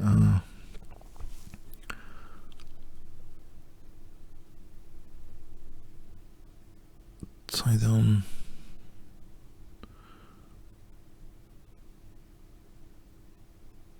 I'm going to do something. I'm going to do something quick, basically. I don't know what.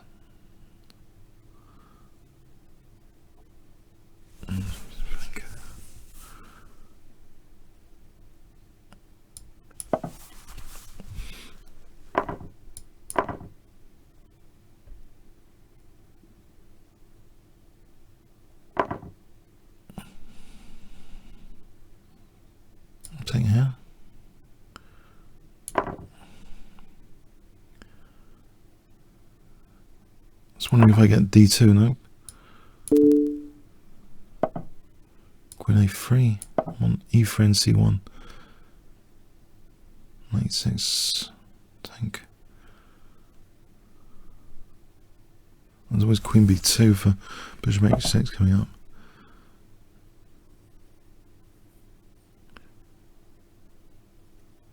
Oh, rook f7 for a moment.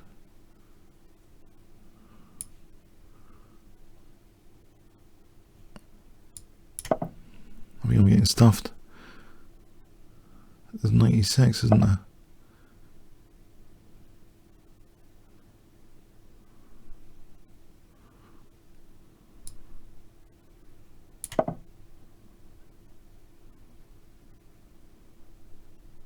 Bishop takes queen c1. I don't know if I get any. I don't get any checks even.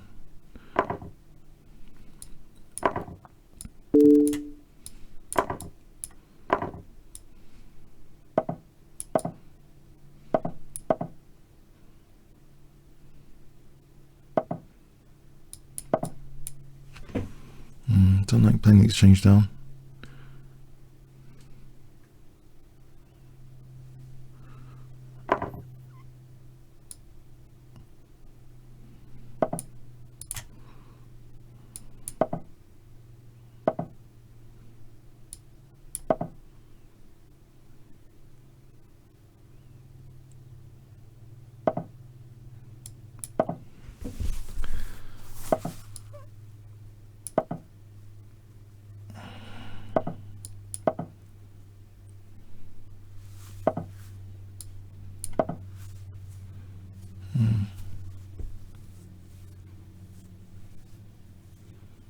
Try and win one of these pawns.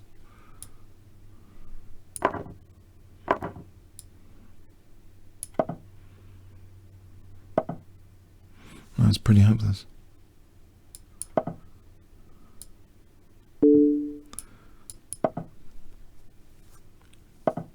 I'm stuffed on the clock as well in this game.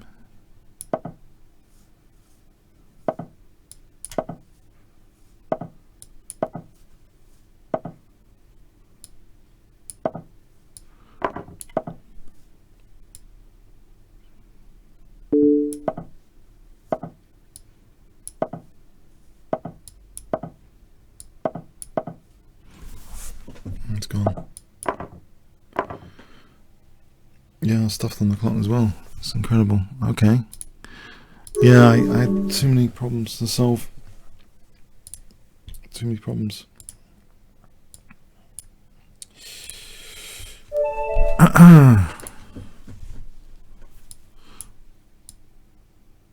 Okay.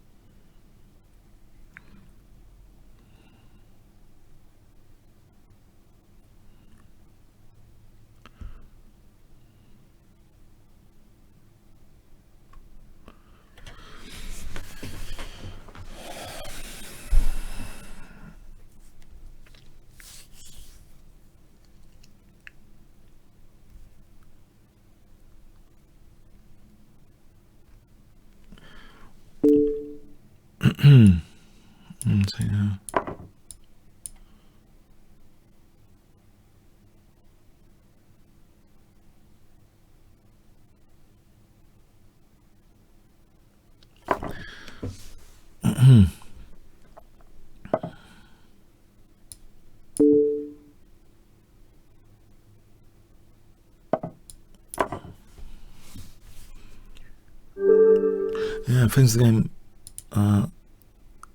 Doherty. Anakin. Alright. And English opening.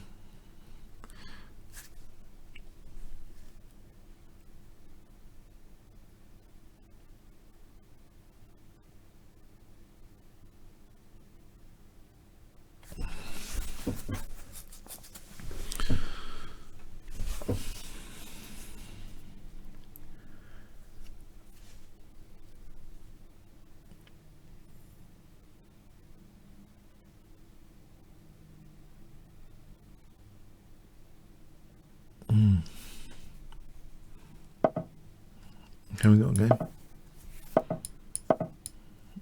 Let's play bot when it says them. It's 3 minutes each.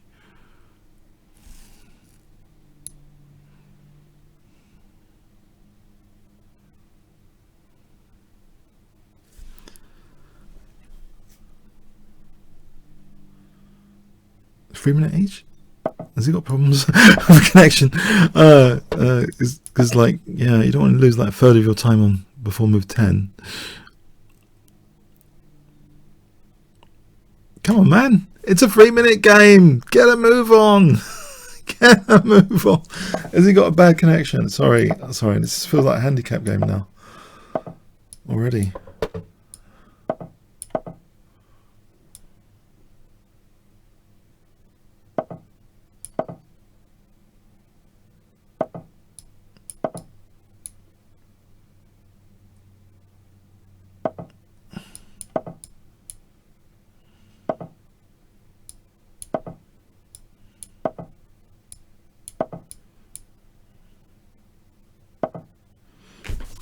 Play B4. Was that falling apart? Don't know. Might be. I play B5.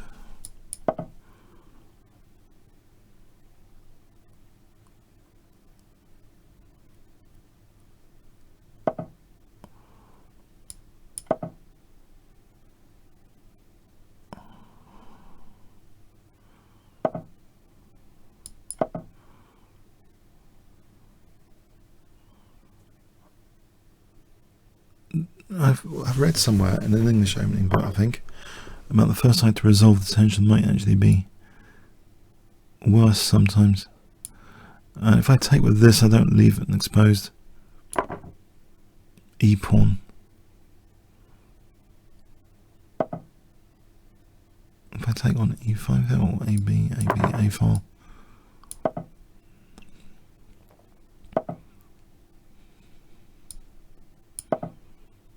Outpost.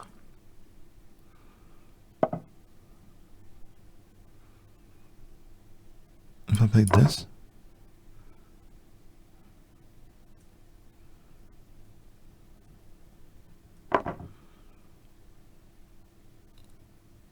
right, maybe that wasn't too clever.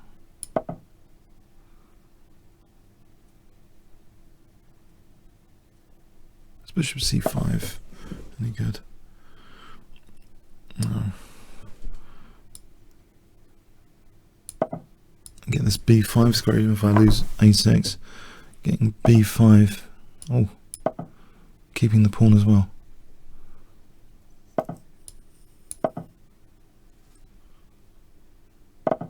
And so d6 looks huge.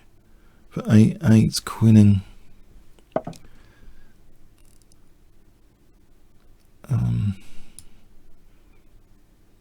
Trying to avoid losing the rook. So a8 is on the cards here. Or here.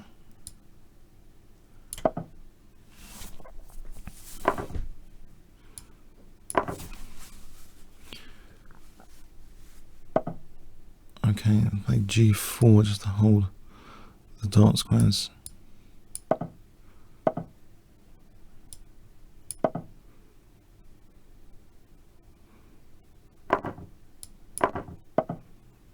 And there's check. And queen e7 in the guts of black's position.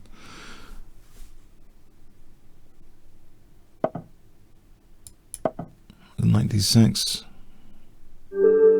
Thanks for the game, and again, that was a fun one. But you gave me time odds. It felt as if you were playing a bit too slowly at the start. Let's play an Alkine's defense.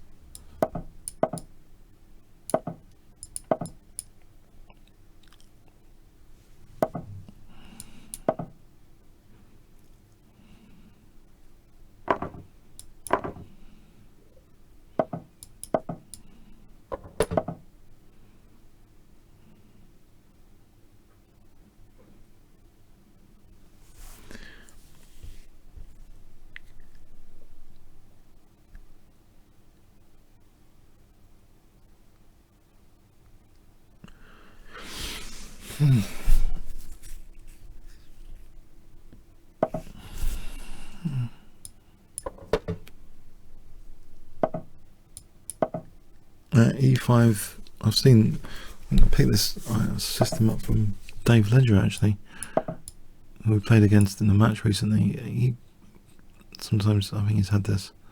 I picked it up, yeah, it looks like some sort of good position sometimes. Sometimes.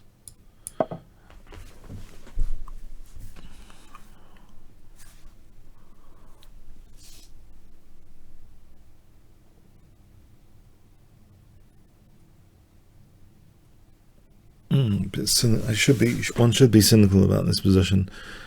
It's not a free ride attack position because it's swamping up the queen side at any moment.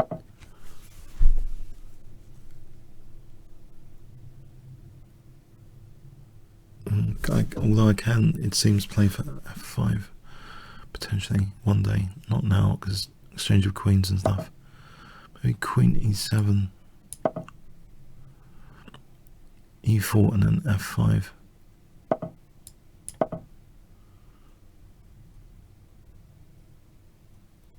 Would give f4 on the cards.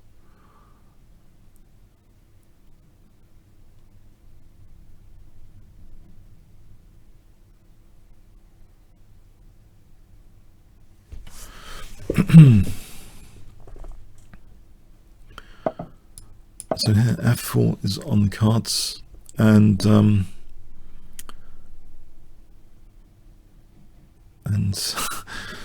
then d4 would drop if the bishop would move d4. If g3, yeah, f4 takes, bishop h3, if it takes, again knight d4, right. Can I just play queen f7 instead of taking? I don't want to unleash this rook. If I play queen f7,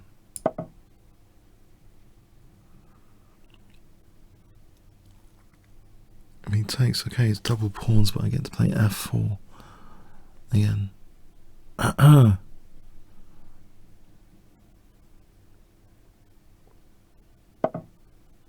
And g5, there's bishop h5 or knight g6, or knight h5.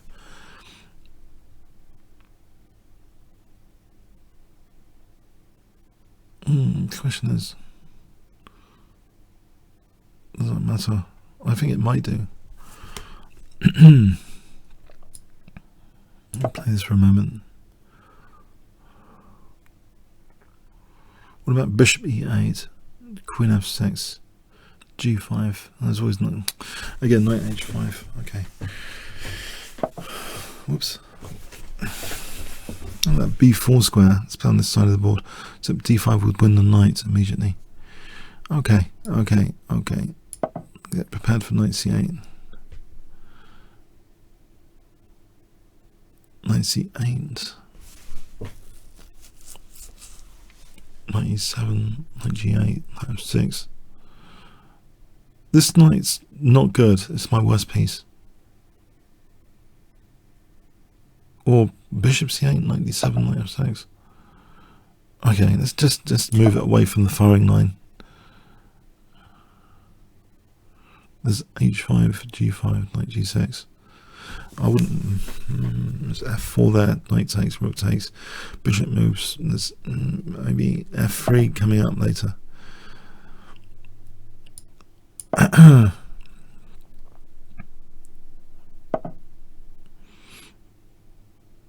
If I did this to try and provoke h5, g5, because I've got g6 covered, plays g3, this diagonal's weakened. I wonder about putting this bishop on the diagonal.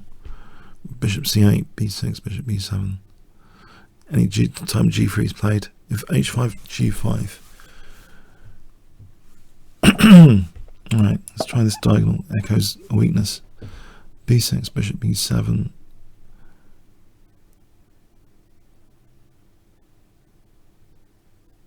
Knight d4 later, bishop d4, e3. Okay, gonna leave a weak pawn on e4. Weakening g4 though.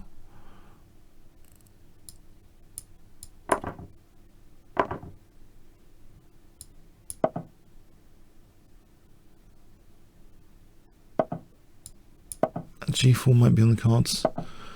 There's knight b4 here, immediately on the queen. a5 looks good. There's bishop e4, hold on. I think there's g5, hg, hg. Probably queen h5, king g2, or just prepare that rook h8. I think g5 immediately might be justified. When his rook's not on h1. There's g4 here, or queen h5, or takes and then g4. g4 is not immediately winning a piece, but bishop takes and g4 looks more promising.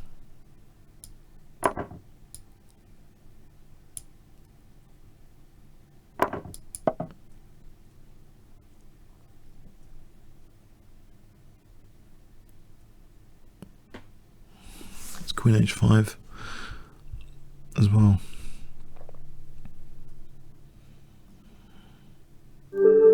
Alright, thanks for the game, Opinion. I shall make this one last game now for this session today because we're approaching 2:30 and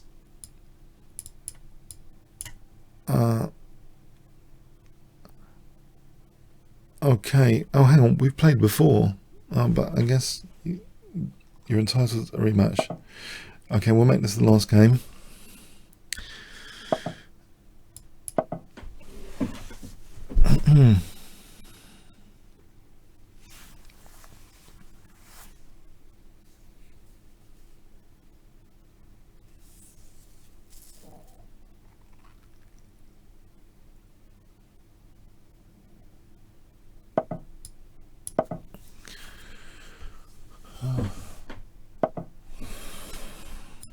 I was thinking about a book.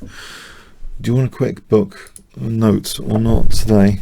A book note or not? Just let me know. If I just say without typing, if I could try and reach out a book I've got around here, chess book, which might be recommendable.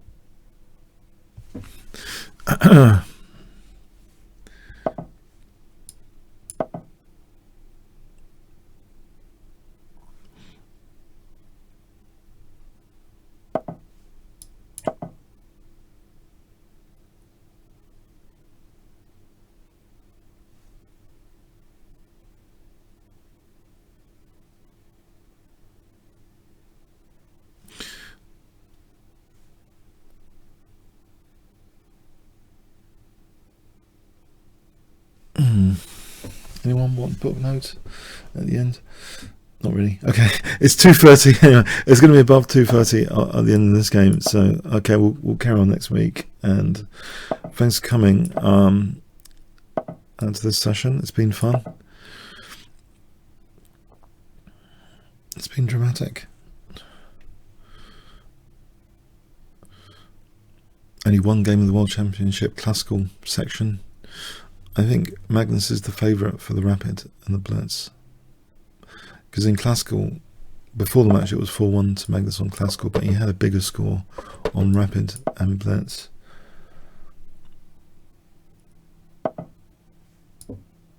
It's a first come, first serve basis, so if you want to challenge me next week, yes, I do recommend Steen's Simple Chess. The thing is, I've got it on digital download. I can't actually show it. Yeah, it's a digital download. I got it on.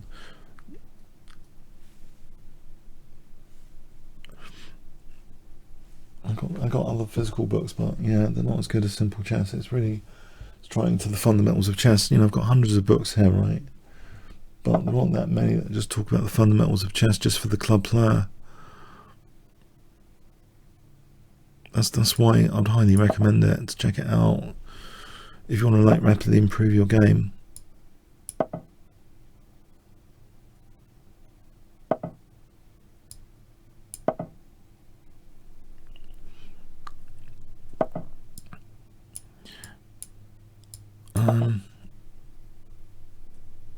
Oh, F2 was hanging. The weakness of the last bit, F2 was hanging. Come on. You see, I've lost the plot, guys. I've lost the plot. I'm not sharp now. Not that I was that sharp in the first place, but, you know, F2 was hanging. The last move. It's good to keep awake on these things. Okay, I'm having the rest of the cold coffee.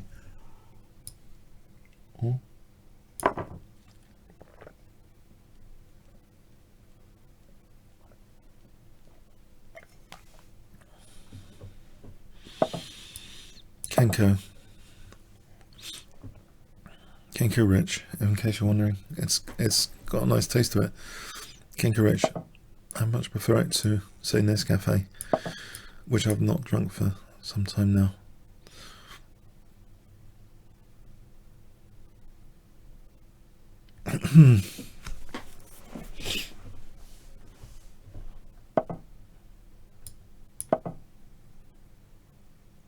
These dart squares are looking good. Tearing apart the dart squares here.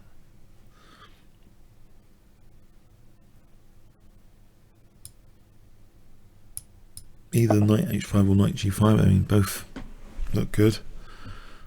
Knight g5 to f3. Okay, blocks. Knight g5 after. Maybe queen h4, knight g5. I want to get rid of the knight because it's the blockader.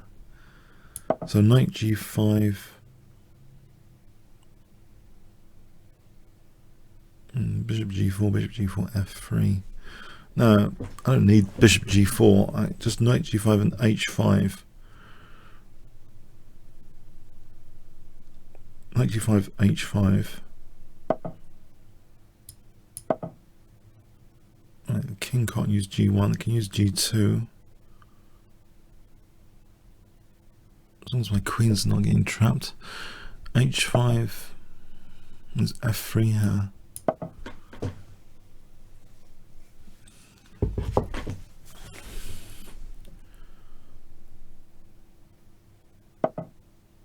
Okay, this looks pretty good. With rook f3.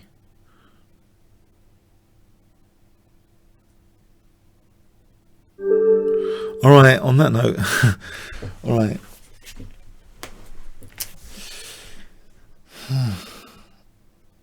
Alright, thanks. Yeah, it's good fun today. I'm not sure I'm ever going to get 2,500, by the way. Sorry. No, but it's not about rating, it's about the experience. It's about the fun. It was fun. It was fun.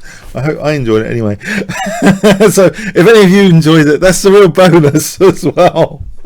That's the real bonus, of course, yeah. But the important thing is that I enjoy it. No, anyway, thanks for coming, yeah? Thanks for coming, and see you next week. All right, cheers then. Thanks very much. Comments, questions, likes, appreciated.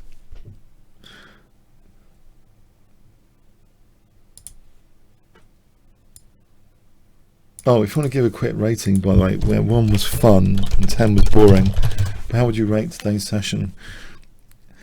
I'm doing an Amazon. How would you rate the experience today? Between 1 fun and 10 boring. Anything? Any votes appreciated there? Just before I close off. Or you can just carry on in the chat there on Chess24.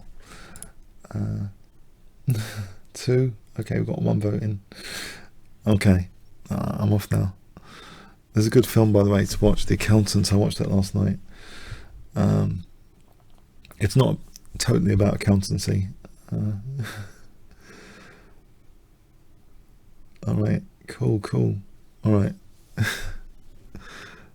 Yes, there's a few ones. There's a 0.1. That's very generous, Alex FTW. Alright, Kingscrusher 1, Zoomist 1. Okay. Alright. I'm off now. I've got to go. Cheers then. Thanks so much.